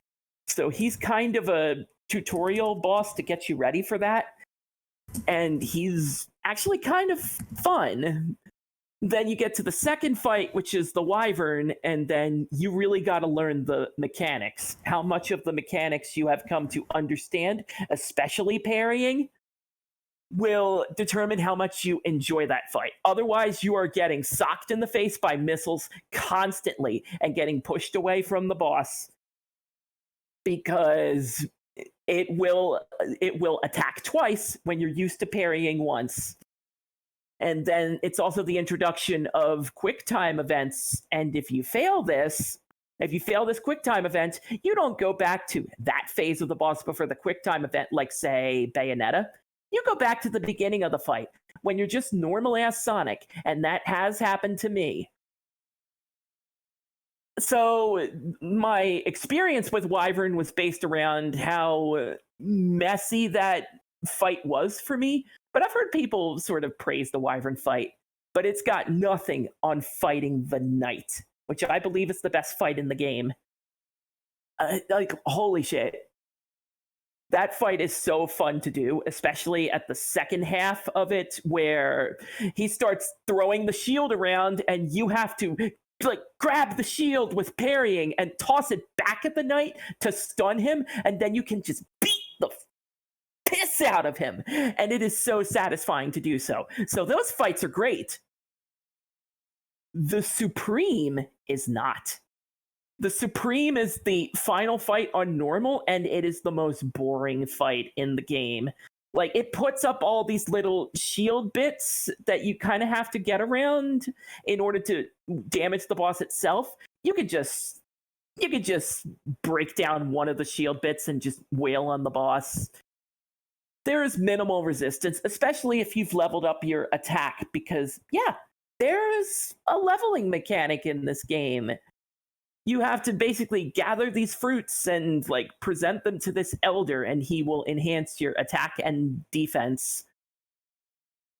So yeah, the Supreme fight's a botch, and if you beat it on normal, whatever happens from there on is a quick time event cutscene until you play it on hard mode. Oh my god, that fight. So I've talked to a friend about The End, which that's the name of the boss, by the way, The End. I've talked to a friend about this, and he and I are kind of in the agreement that this gameplay is so drastically different, and I can understand why this is a hard mode exclusive, because it's a bullet hell fight. If you've played this treasure shooter named Ikaruga, you've played The End. It's the same idea of your ship has to change color depending on the bullets, and you shoot the bullets to gain enough meter to fire off a missile barrage at the boss. So it's kind of fun. That's mostly the bosses. I believe they are the highlight of the game. The overall exploration of the game is decent. There are a few moments where the game will lock your camera because there are just rails in midair, and some of the sequences either put you in a third-person view where it's like Sonic is at the center of the camera, or it's sort of this side-scrolling 2D segment. And I'm glad that Frontiers did that, because otherwise I don't think I could have gotten through those segments, because a lot of them are just not precise, but you can basically forego the track the game is laying out for you and just sort of manually move across some of the segments. there are a few moments where even if you don't want to do those segments, you've already done them, you've already collected the item you need from those challenges, the camera will lock you in that sequence. So that's kind of a strike against it, where there is exploration. It does encourage it, and you will be rewarded for doing so. But once you've explored those segments, you sort of get railroaded back into them after the fact because of how generally fast you're moving. So exploration's fine. There are a few enemies just sort of hanging out in the wild that I never want to fight again because of the final island. There are these wolves that sort of... What, did Red die? Yeah, we have connection issue going on here. Oh, I think Mayday. Mayday. I think that was the podcast's way of saying as soon as we got to the spoiler segment, it had to stop somewhere. Yeah, like shut up, bitch. No spoilers. I'm gonna put you died right there. I'm basically moving at Sonic speed. Am I still coming in? Yeah. Yes, you are. Now, are you still gonna continue with spoilers? Yes. Okay, Yes. I'm going to mute then. Yeah. So anyway, there's this fight on the final island with a bunch of wolves, and they run really fast and circle around you, and you have to keep parrying them again and again and again and again. And you can't escape this until you do those 6 consecutive parries, because if you try to get out, you run straight into the wolves, you get hit. It's like they are the most annoying thing to fight in the game. And there are these like mini boss fights, which it's kind of take it or leave it. But what I will highlight, I believe it is called the Caterpillar, where you kind of have to run into it, but you have to wander around these like front and back rails in order to touch the orbs that go on to attack the boss. So you do that, and then you get off the rails, and then the boss pukes out orbs at you, and you have to dodge them so you can actually hit the boss. It's just a process I never want to do again. So mini bosses are fun. You kind of have to fight them to get the items necessary to unlock the cyberspace levels. And the cyberspace levels are clearly, hey, we have these generations and forces assets lying around. We need to use them again. So the cyberspace levels are sort of the forces style classic level designs with modern Sonic and all his janky glory. Like, if you're... I got a question. Sorry to interrupt. Go ahead. Which side of the game do you enjoy more, the open world or the cyberspace levels? I see like a conflict of interest where people say this open world sucks while these cyber levels are actually good, and vice versa. It really does kind of depend, because as far as cyberspace goes, some levels are better than others. There are a few levels that you have to get the best possible time on them, and these times are so strict. Anyone who has played stage 1, 2 knows exactly what I am talking about, because you have to go out of your way to not take the dynamic things, avoid the spring, avoid fighting the enemies. Just fuck it, just blast through that stage, take all the shortcuts you want, and even then you barely get the S rank. It's just... like, it really depends. There are parts of the open world I like and parts I don't like, and the same applies to cyberspace. Because, well, I have a video where I just did all the cyberspace levels at once, and if you don't know exactly what you're doing in some of them, you can just sort of fly off the stage because you missed out on a rainbow ring, or you didn't know where an enemy was going to pop up, or you just don't know what direction you're going at times. So cyberspace levels are kind of fine, but a nightmare if you're trying to get all of the objectives. So I think I've covered just about everything that isn't the story, which the story itself is fine, but I don't want to discuss it too much because admittedly I just sort of my brain left my body for some of them because they're fine, but I just want to play the game at some point. I will say, I hope Sage sticks around because she seems like a better use of an Eggman lackey than fucking Orbot and Cubot do. And they sort of make it out to seem like Eggman treats Sage like Sage is his daughter, which is a good dynamic. And they really are pushing that narrative by the end because hey, Sage kind of sacrifices herself against the big bad, and then you get the post-credits scene where Eggman discovers Sage's data and he's like, yeah, that's my girl. So I hope Sage sort of comes back in the mainline Sonic games because that's a character that doesn't deserve to be shackled to a single game. But at the end of the day, I believe Sonic Frontiers is a decent proof of concept. They haven't quite ironed out all the kinks when it comes to the way Sonic moves because there's still a few moments where Sonic just sort of stops dead after hitting a boost rail. Like, you're not sure when... Like, some of it you can just sort of take your hands off the wheel because the boosts move him from place to place. But there's some cases where it just won't. Sonic will just stop dead. And I feel like a part of what made 2D Sonic great is that he has racing controls.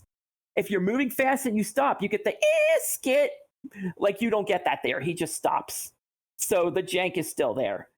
It's a decent proof of concept, and I would really like to see how a more traditional Sonic game is done with these controls, because they use all of the buttons on your controller, like attacks, because there is combat in this game. I didn't get much of a chance to talk about it because this podcast is going on for 3 fucking hours. Forgive me. But there is combat in this game, and like, you can attack something and you will enjoy the game much more when you're just not mashing X to win.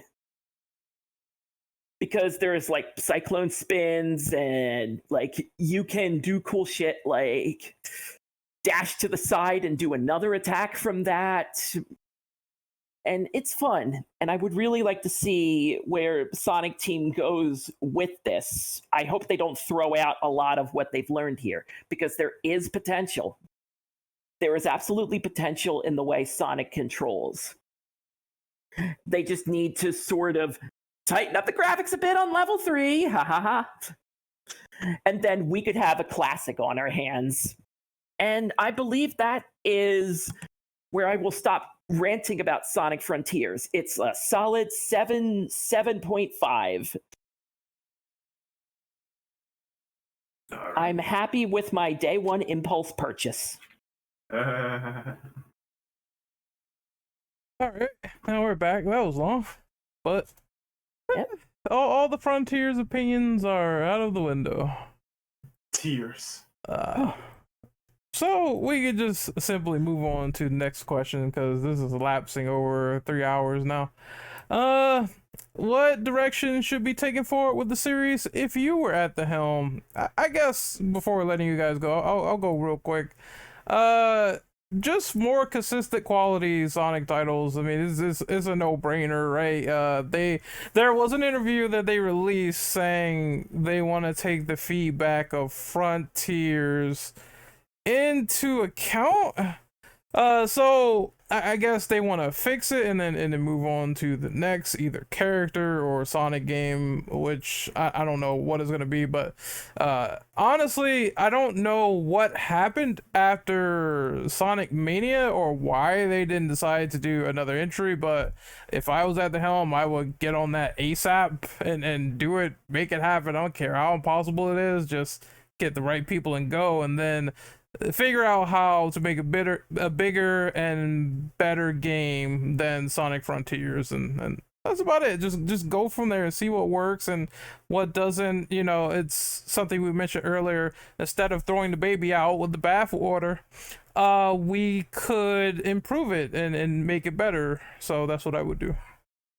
I was gonna say the exact same thing. You know, just make two different Sonic games, like one for the continuation of Frontiers and make it better, and like you said, the other where we possibly get a sequel to Mania or another entry that is the same ground level as Sonic Mania.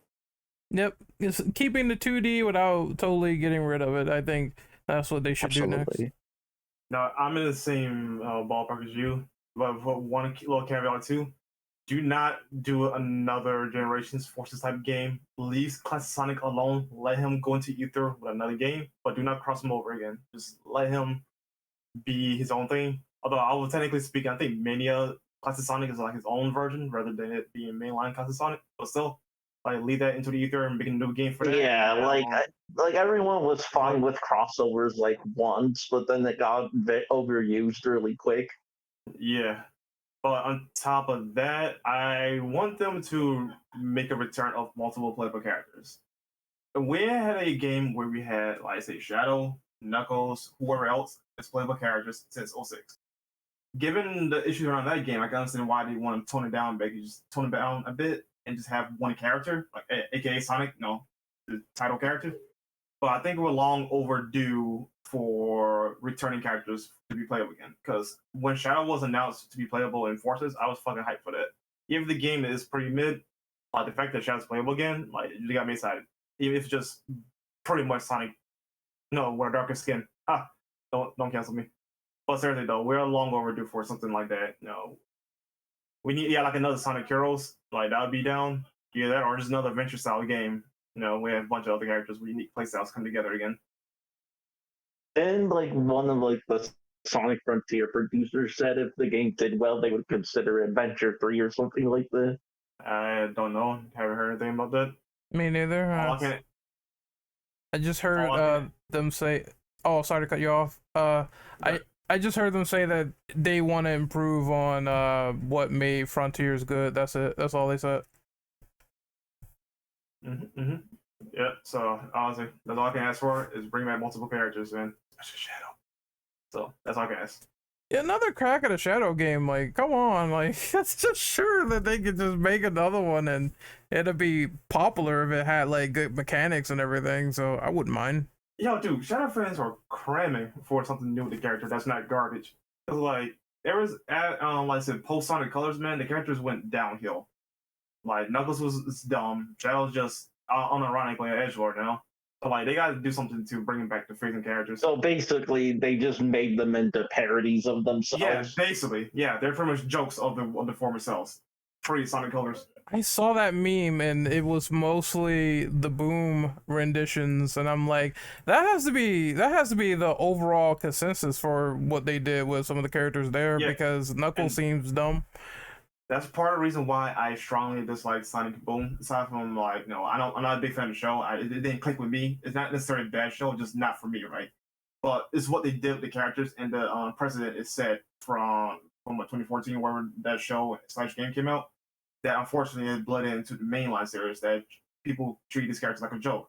Like Shadow in that series is just a fucking joke. He's literally just an unironic edgelord to a point where even I could cry blood. And then you got Knuckles, who's the biggest idiot on the fucking planet, which is contrary to what he really is. Yeah, sure, he's not the smartest person in the world though, but he's not stupid either. Make him a warrior again. I do. Go ahead. I'm sorry. Oh no, I just made a little joke. Make him a warrior again. Yeah, I was gonna say I thought, and I mean, perhaps this is not the most accurate thing, but my understanding, yes, I agree that Knuckles isn't dumb, and I mean, I didn't give Sonic Boom an honest chance at all, and I mean, I looked at it and I was like, what did they do to my boy Knuckles when he was walking? Like, I looked at him and I was like, yeah, I'm not touching it. So and maybe that's like on me, but I don't think I missed out on much, and based on some of the opinions, it doesn't seem like I really did miss out on much. But I thought he was kind of like, he's not dumb, but he is not the brightest. He kind of gullible. Yeah, he's just gullible. Okay, so that's fair. As far as the direction, if I were the helm and I were like to take over this, I think I heard that, and that I think it was Brandon, if I got your name right. You said you didn't want the like a crossover as far as like generations ago, like you wouldn't want to see them blended in the same game. I thought that was really well done but I mean, I would like to see something like Generations again, personally. But I think that Is Go that ahead. because I disliked it? No, I should partially clarify that. That's not the issue. Yeah, sure, Forces put a bad taste in my mouth though, but Classic Sonic should not have been in that game because he did not fit in that game. Or Mania Sonic, however you want to classify that version. Oh, of gotcha, Sonic, gotcha, right? gotcha. That's what I mean. Like, in my opinion though, they should not do that again anytime soon for a long time, or hell, if at all. But they should just focus on one thing because that's the problem they have right now. Is that right there they couldn't like properly interject them into it, and unfortunately, Classic Sonic levels were the worst part about Forces, in my opinion. Yeah, now that I'm sitting here thinking about it, I played Forces and unironically did enjoy a good bit of it. Like I don't think it was like the worst experience. I know a lot of people didn't like it. But I found myself actually trying to do like the time challenges and get the rankings. But I can see objectively where you're coming from on that one. So I think I would just really like to I think I would like to see more classic Sonic, and maybe that's just some more like, childhood, but if there were a Sonic Adventure 3, like I would love to I'm afraid of a Sonic Adventure 3 personally. I'm afraid of like, after having two, if we want to talk about like series and like, something of that nature, this might be an unpopular opinion. I don't know, don't crucify me. But like we got Kingdom Hearts 3 after however long, and I just wish I didn't. I wish it never came out. I wish it was never even teased back when I was in middle school. I want that series to just die. I want it like I only play it for closure. How So dare you? I only play it to see how it ends, and then it doesn't end, and I get mad. And I was talking about this earlier today with my friends. Like I'm gonna be like 90. I'm gonna die before I know how Kingdom Hearts ends. That's how it's gonna be basically. Now, I'm with you with Adventure 3 though. Like I came at peace of it not coming back because let's be real here though. Like Adventure series died with Sonic 06. That's the last short Adventure style game we had. I mean, isn't Adventure just the title? Like, what if they Yeah. called any of the newer Sonic games Sonic Adventure 3? You wouldn't know the difference. Exactly, because look at Sonic Heroes, Shadow Hedgehog, and Sonic 06. Those are Like, what if they Adventure style games. called Sonic Frontiers Sonic Adventure 3? Like, would you be satisfied? I mean, if I play, like, I haven't played it yet, so I can't say that. It looks really great, but What was the last Sonic game you really enjoyed? the last Sonic game I really enjoyed. Modern Sonic. Modern Sonic? Oh, Sonic Unleashed, because I haven't played Sonic Colors yet. I have the remaster of Sonic Colors. Okay, so what if Sonic Unleashed was called Sonic Adventure 3? Well, I mean, I love the game, so it wouldn't bother me. Okay. yeah, I feel you what Plus, you're saying. it's called World Adventure, unironically, so like it's an adventure game in some capacity. Well, I think in Japan it was called Sonic World Adventure. Yeah, but I think- legit answer though, like it wouldn't bother me because it's a good game. Yeah, like, I mean, yeah, there's that, but I think, at least for me, in a nostalgia state, like after, I think Sonic Adventure 2 ended on a really great high, right? And I'm gonna go look at that and be like, Sonic Adventure 3, how do you continue this experience, or how do you make this experience that I had from 2 into 3? Or whatever, right? And then and if it lives up to that, sure. But I feel like, it's great, but it has to have like multiple playable characters, right? Like, I mean, what are the things that made Sonic Adventure sort of stand out? Like, I think it was, partially the story, some of multiple playable characters and routes, storylines, like with the true endings and stuff of that nature. I suppose that's about it. But as far as that I can think of right now, because it's been so long since I played it. I'm about to go on a Sonic binge after this podcast, I swear. Probably gonna play Mania, to be honest. But the last modern Sonic I played, I think maybe Colors. I can't remember which one came out the most recent. Like I loved Colors. I thought Colors was super sick. I would love to see something like that again. I thought they had a really cool thing going there. I would like to see some more like some ideas that worked that they didn't just keep doing. Like it felt like everything was a new idea with Sonic. And for a while him still just being fast. And I would like to revisit some of those older ideas personally. Do the thing that people will hate, make another sequel to Unleashed. I would play it What if I don't Sonic think they'll 06? hate it. What if Sonic 06 was called Sonic Adventure 3? It Man, wouldn't exactly. That would be so jaded. That would be the worst Sonic Adventures entry ever. Dude, that game would probably get more shit just because of the name alone. I thought, Yeah, this was the entire point of Sonic 06, that it was going to be Adventure 3. If it was finished, it would have been a great Sonic Adventure 3. yeah, I think the thing is that there are so many expectations, like a little like sort of new journey into Sonic reinventing itself, and a lot of areas just kind of, well, I mean, there's some things that worked, and then there's some places that dropped the ball like heavily, and I don't think that it being unfinished really helped to the game's case. I think it did. Oh man. Or, well, maybe I'm not understanding correctly, but I think if it was finished, it would be a fun game. No, I'm saying because it was unfinished, a lot of people gave it shit. Oh, yeah, exactly. Because it was unplayable. Nobody kind of, wasn't it? complains about the, like, anything but the bugs. Yeah. Or at least I never really hear about the complaints other than the bugs. Or the weird hedgehog kissing scenes, but that's just right, weird but- anything. Yeah, generally If they speaking, it's remade mostly that around the game bugs. and called it Sonic Adventure 3 and actually finished the game and, like, you know, fix the little things here and there, that, like, the kissing scene and stuff, I think people might be okay with it, because it doesn't Sonic 06 is a fan term. Officially, it's called Sonic the Hedgehog. So if we got a remake of that, what would they call it? Like Sonic the Hedgehog remaster or something, you know? Like, I don't know what they would call it, but a complete remake of it might actually benefit from just being called Sonic Adventure 3. What is Project 06, Brandon? It's a fan-made thing that's the latest hotness in the Sonic fandom. I forgot what the guy's name is though, but he's been working on this thing for a number of years now, and now he's trying to get Silver released for the current build of the game. So essentially, he literally took the assets of Sonic 06, put them in Unreal Engine, I believe, and just literally recreated the game from the ground up from those assets, and rebuilt the gameplay to make it, you know, more fun and functional. Is it So done? No, it's not done yet. No, Silver. Does he have not out demos? yet, as far as I'm concerned, yes, he does have demos and Oh, I things gotta out there. see this. Yes, I hope once it's done, Sega's like, yeah, let's make this official. Yeah. Yeah, I mean, that's the thing. If the game was like playable, like I just couldn't enjoy it. Like I could not have fun playing it, and that's the only reason I didn't finish it. Like I liked mean, it, but I saw its flaws, and I was able to enjoy it. But without those flaws, I think I would have loved it. You know. Yeah, I would Yeah, no, say absolutely. give that build a chance. The Project 06, though, it's definitely made with passion, so you'll definitely enjoy it. Good.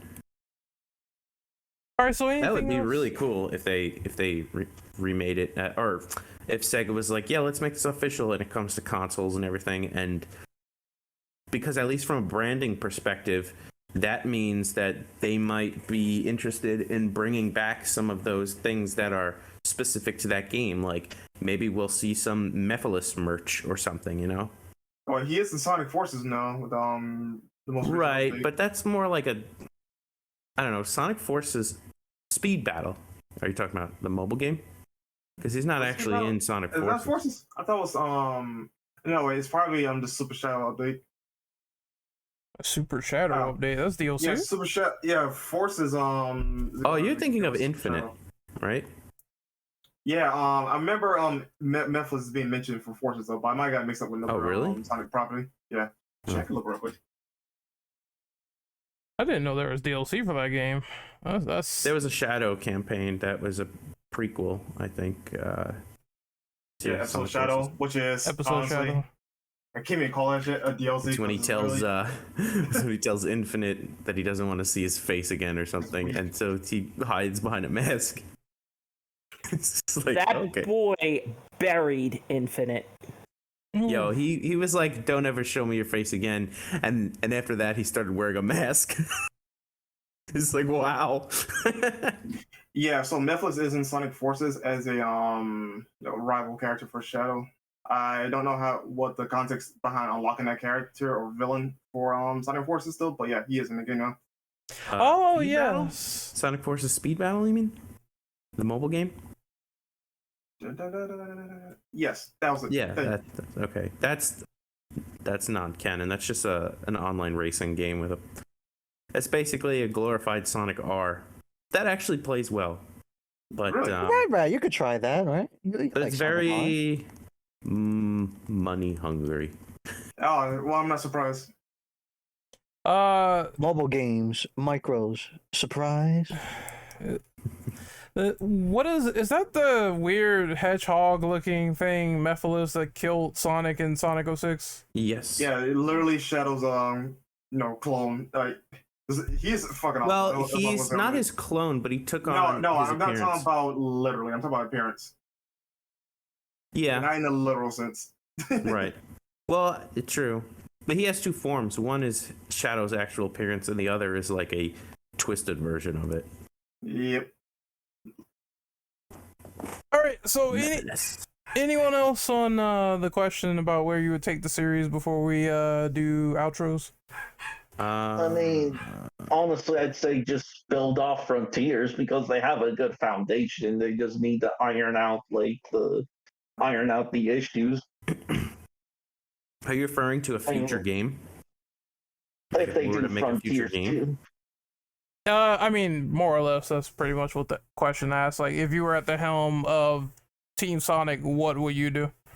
I would first and foremost nail down the timeline, the chronology of the series, which I'm doing for fun. You can look up Sonic video game series timeline or something. What did I call it? It's been a while. Part 1. Part 2 should be coming out soon. Yeah. To plug it. A sideline thing they could do. Re-release Sonic Heroes, Shadow the Hedgehog. On modern consoles, actually, PCs, please. I would like to see. What I want to see is not being afraid of taking various spin-off medias and sprinkling them in. For example, they treat classic and modern very separately to the point where Mighty and Ray, for example, are in the classic series, and we'll never see them in the modern series. They really treat them separately. And if I was in charge, I'd be like, let's not be afraid to introduce characters from one era into the other, or let's not be afraid of bringing in popular characters from other media, like Styx the Badger from Sonic Boom. Like, people like Styx the Badger and want to see her in the main series. Or like Scratch Grounder and Coconuts, for example, from Adventures of. People would be down to see in the new comics, but or especially specifically the Freedom Fighters. People want to see them return. So Sally? Sally Acorn and the Freedom Fighters. And we have a somewhat potential excuse to use a version of them because they appeared in Sonic Spinball, and they recently said Sonic Spinball is canon. So it's maybe those, at least for those cameos, those versions of those Freedom Fighters might be able to appear one day, probably exclusively in the classic universe, though, because Sonic Spinball's classic. But that's what I mean. Let's not be afraid to introduce some things from other... I don't want to say let's introduce things from other things, but you know what I mean. Let's not be afraid of taking something from one Sonic media that could be reimagined in the main continuity, and vice versa. That's what I would do. I would probably lighten up on that strictness. I think that's actually a really good criticism. I like that. I like that idea. Yeah. So a future Sonic game could have, for example, because we mentioned her, Sally Acorn. Even if she was just a background character, it would just be a nice nod. But it's kind of there were the Sonic Forces digital comics that Sega published, and the artist for one of them put Sally and Nicole, I think, and maybe one other character as a cameo in the background, and I think they might have gotten in trouble for it. And it's like, why?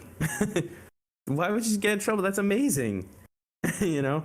So like, that's what I mean. Like, let's not be afraid of fan service with characters that people want to see. At the very least, characters that people want to see, you know, and then putting them in the games or the other media. They have a habit of like, oh, this doesn't represent the brand anymore, so let's not touch anything from it ever again. Because I think Sonic is first and foremost a brand as opposed to a video game series. Unfortunately, it's become more of like, he's got the Mickey Mouse syndrome where it's like, oh, that's the brand. So it's like, what is the current brand of Sonic? Well, it's certainly not anything from the past, so we're not going to talk about the past. So I think that's what I would do. I would lighten up on that and be like, yeah, we could bring some stuff back. And the only exception to the rule is classic Sonic. What do you mean? Because they just keep crossing them over and stuff, and that's sort of the problem we talked about earlier. Yeah. But anyone else on things they want to see back again? But modern could work in classic too, because if classic Sonic could go into the modern world, why can't, or classic Sonic can meet modern Sonic in his universe, why can't it go the other way? And especially because Infinite gets sucked into the Phantom Ruby at the end of Forces, and then it brings Sonic back to play Encore mode in Sonic Mania. Why can't we be like, oh, Infinite is now in the classic universe or timeline or in the past now? Like, why can't we see Infinite in his modern look in the classic world and be like, you know, where am I or whatever, you know? Hold on, did someone respond? I think your idea has a lot of passion, but remember, these characters and universes exist in two different worlds from, let's face it, two different publishers. What do you mean? Because we know from history that Sega of Japan is not watching what the hand of Sega of America and the entire Western multimedia clusterfuck is doing. Yeah, but even classic Sonic and modern Sonic are both video games, so like the Sega of Japan at least is looking at both, so they could totally bring Infinite in to that. Yeah. I'm talking about the instance where you're asking for characters from comic books yeah, have more than likely not been released in Japan. Well, Sally is the exception because she was being heavily pushed back in the day, like as I guess the female counterpart. I think before Amy made her appearance. Yeah. Like in theme parks, there was a statue of Sonic and Sally, and I think it was back when she had her pink fur and no jacket. Wasn't it the case of Sonic CD? Wasn't it the case of Sonic CD where it was supposed to be Sally instead of Amy? I don't know. Or am I misremembering? No, I don't remember that.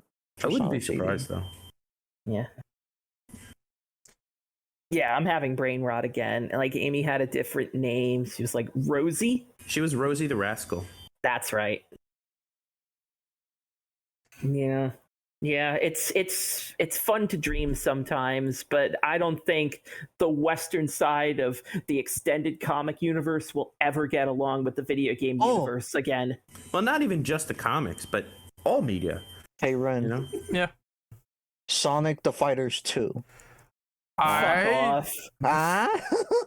You know what? That game was fun. If they just tweak it up a bit to be confident, I'd be all fan. Virtua Fighter 5. There's a fan Sonic fighting game that's like looks really great. All right, I'm gonna tell you this right now. I want Arc Systems to make a Sonic Fighters game. Yeah. Yes. But I want the art style from Sonic Battle from the Game Boy events. The art style is just sharp as fuck. I want that to come back. Just make a good Sonic fighting game. I think that shit got. I liked fighters unironically. they could take notes from the fan one where it's basically Marvel vs. Capcom 3 but with Sonic characters. Yeah. Ooh, I think that. It looks really good, and they have audio clips, and so for Mecha Sonic they use the clips from Super Mario Bros. Z, which, even though Mecha Sonic doesn't talk officially, it's cool hearing that cooler voice from DBZ.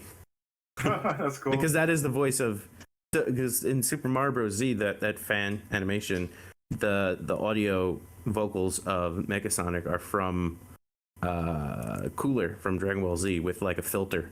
So I think they just took that and ran with that. So in this fan fighting game, Mecha Sonic's voice lines are that, like filtered Cooler lines.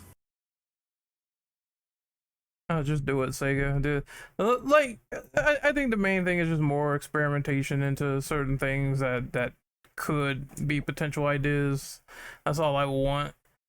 But I think we're gonna do the outros right now before we hit like 4 hours. This is going on kind of long.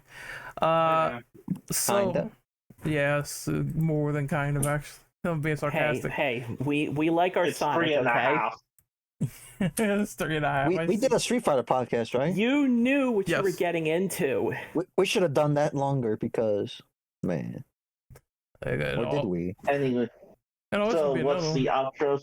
Well, Drill, since you talk first, you're the first. Oh, what is that parade Mexican style? I heard But that. yeah, I was gonna say you can find me on Twitter if it doesn't die within like the next couple days at Trovit777. It was supposed to die last night, but it didn't happen. It might Like, be a slow yeah, burn. it was funny. Everyone like putting their goodbyes, and then nothing happened. It might be a slow burn without the engineers there. You never know, but hey. But it is yeah. what it is. But yeah, there's like Twitter, and I did post like Discord in the tweet. So in case it does die, I do have a backup. Like maybe if Twitter does burn, go in flames, I'll go to Mastodon. But that's a maybe. Well, I'll be away from the Sonic Passion website. No, never mind. I didn't say anything. Brandon, do your outro. Uh-huh. What it is? Okay, you can find me on Twitter at Immortal Brino. I have a link tree somewhere.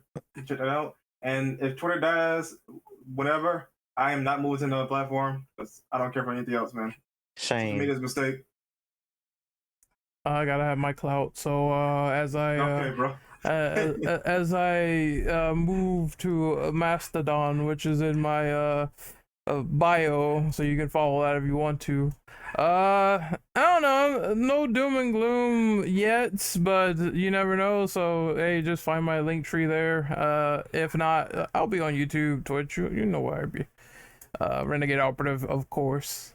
Next up is Rat. Yeah, you can find my YouTube channel at RadRad's Rad Games, and you can find my Twitter account, or whatever is left of it because of current events, twitter.com @theRadRad. Next up is Kaneki. Well, you can follow me on Twitter, of course. You know, if it's still up, which it is.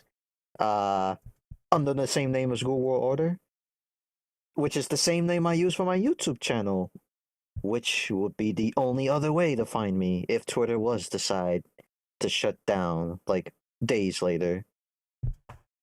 But if you guys could hit me up on the YouTube channel, and if you want to add me on Discord, that'll be the only other way to reach me, because I'm not using another social media platform unless there's a huge alternative Twitter somewhere in the skies.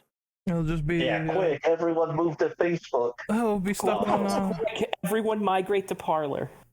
it'll be stuck on Discord forever. All right, so Drew, it's your turn.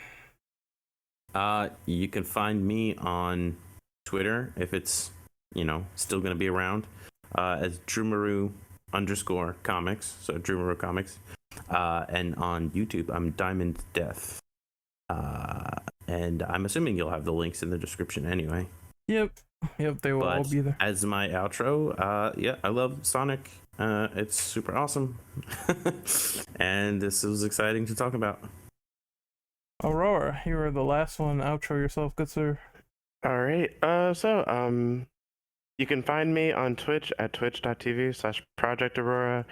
I'm also on YouTube for Project Aurora Plays. That's for more like JRPG sort of focused content, things of that nature. I am also on Twitter at RT and Aurora. I believe my Discord's probably in at least one of the 3 platforms I mentioned as well. Just as a little about me, I am sort of like, as far as streaming goes, I'm a variety streamer, but I also am big into like fighting games. Fighting games and like is a big passion of mine. I enjoy those. But I also play like a lot of JRPGs and I try to split the two between YouTube. So whatever is your type of medium, follow there. Pleasure meeting you all. All right, we're going to sign out for this lengthy deep dive into the Sonic mythos and then all that stuff and background games, and we're gonna sign out from there. As for other projects, there will be a lot coming up, so look forward to that. And for the people out there listening in YouTube land, hopefully you guys take care, stay safe, and later. I have a feeling there will be a part 2 to this. Too bad it's all over. For you. We need a Sonic Says to finish it off. Sonic Says. Kids, there's nothing more cool than being hugged by someone you like. If you're Sonic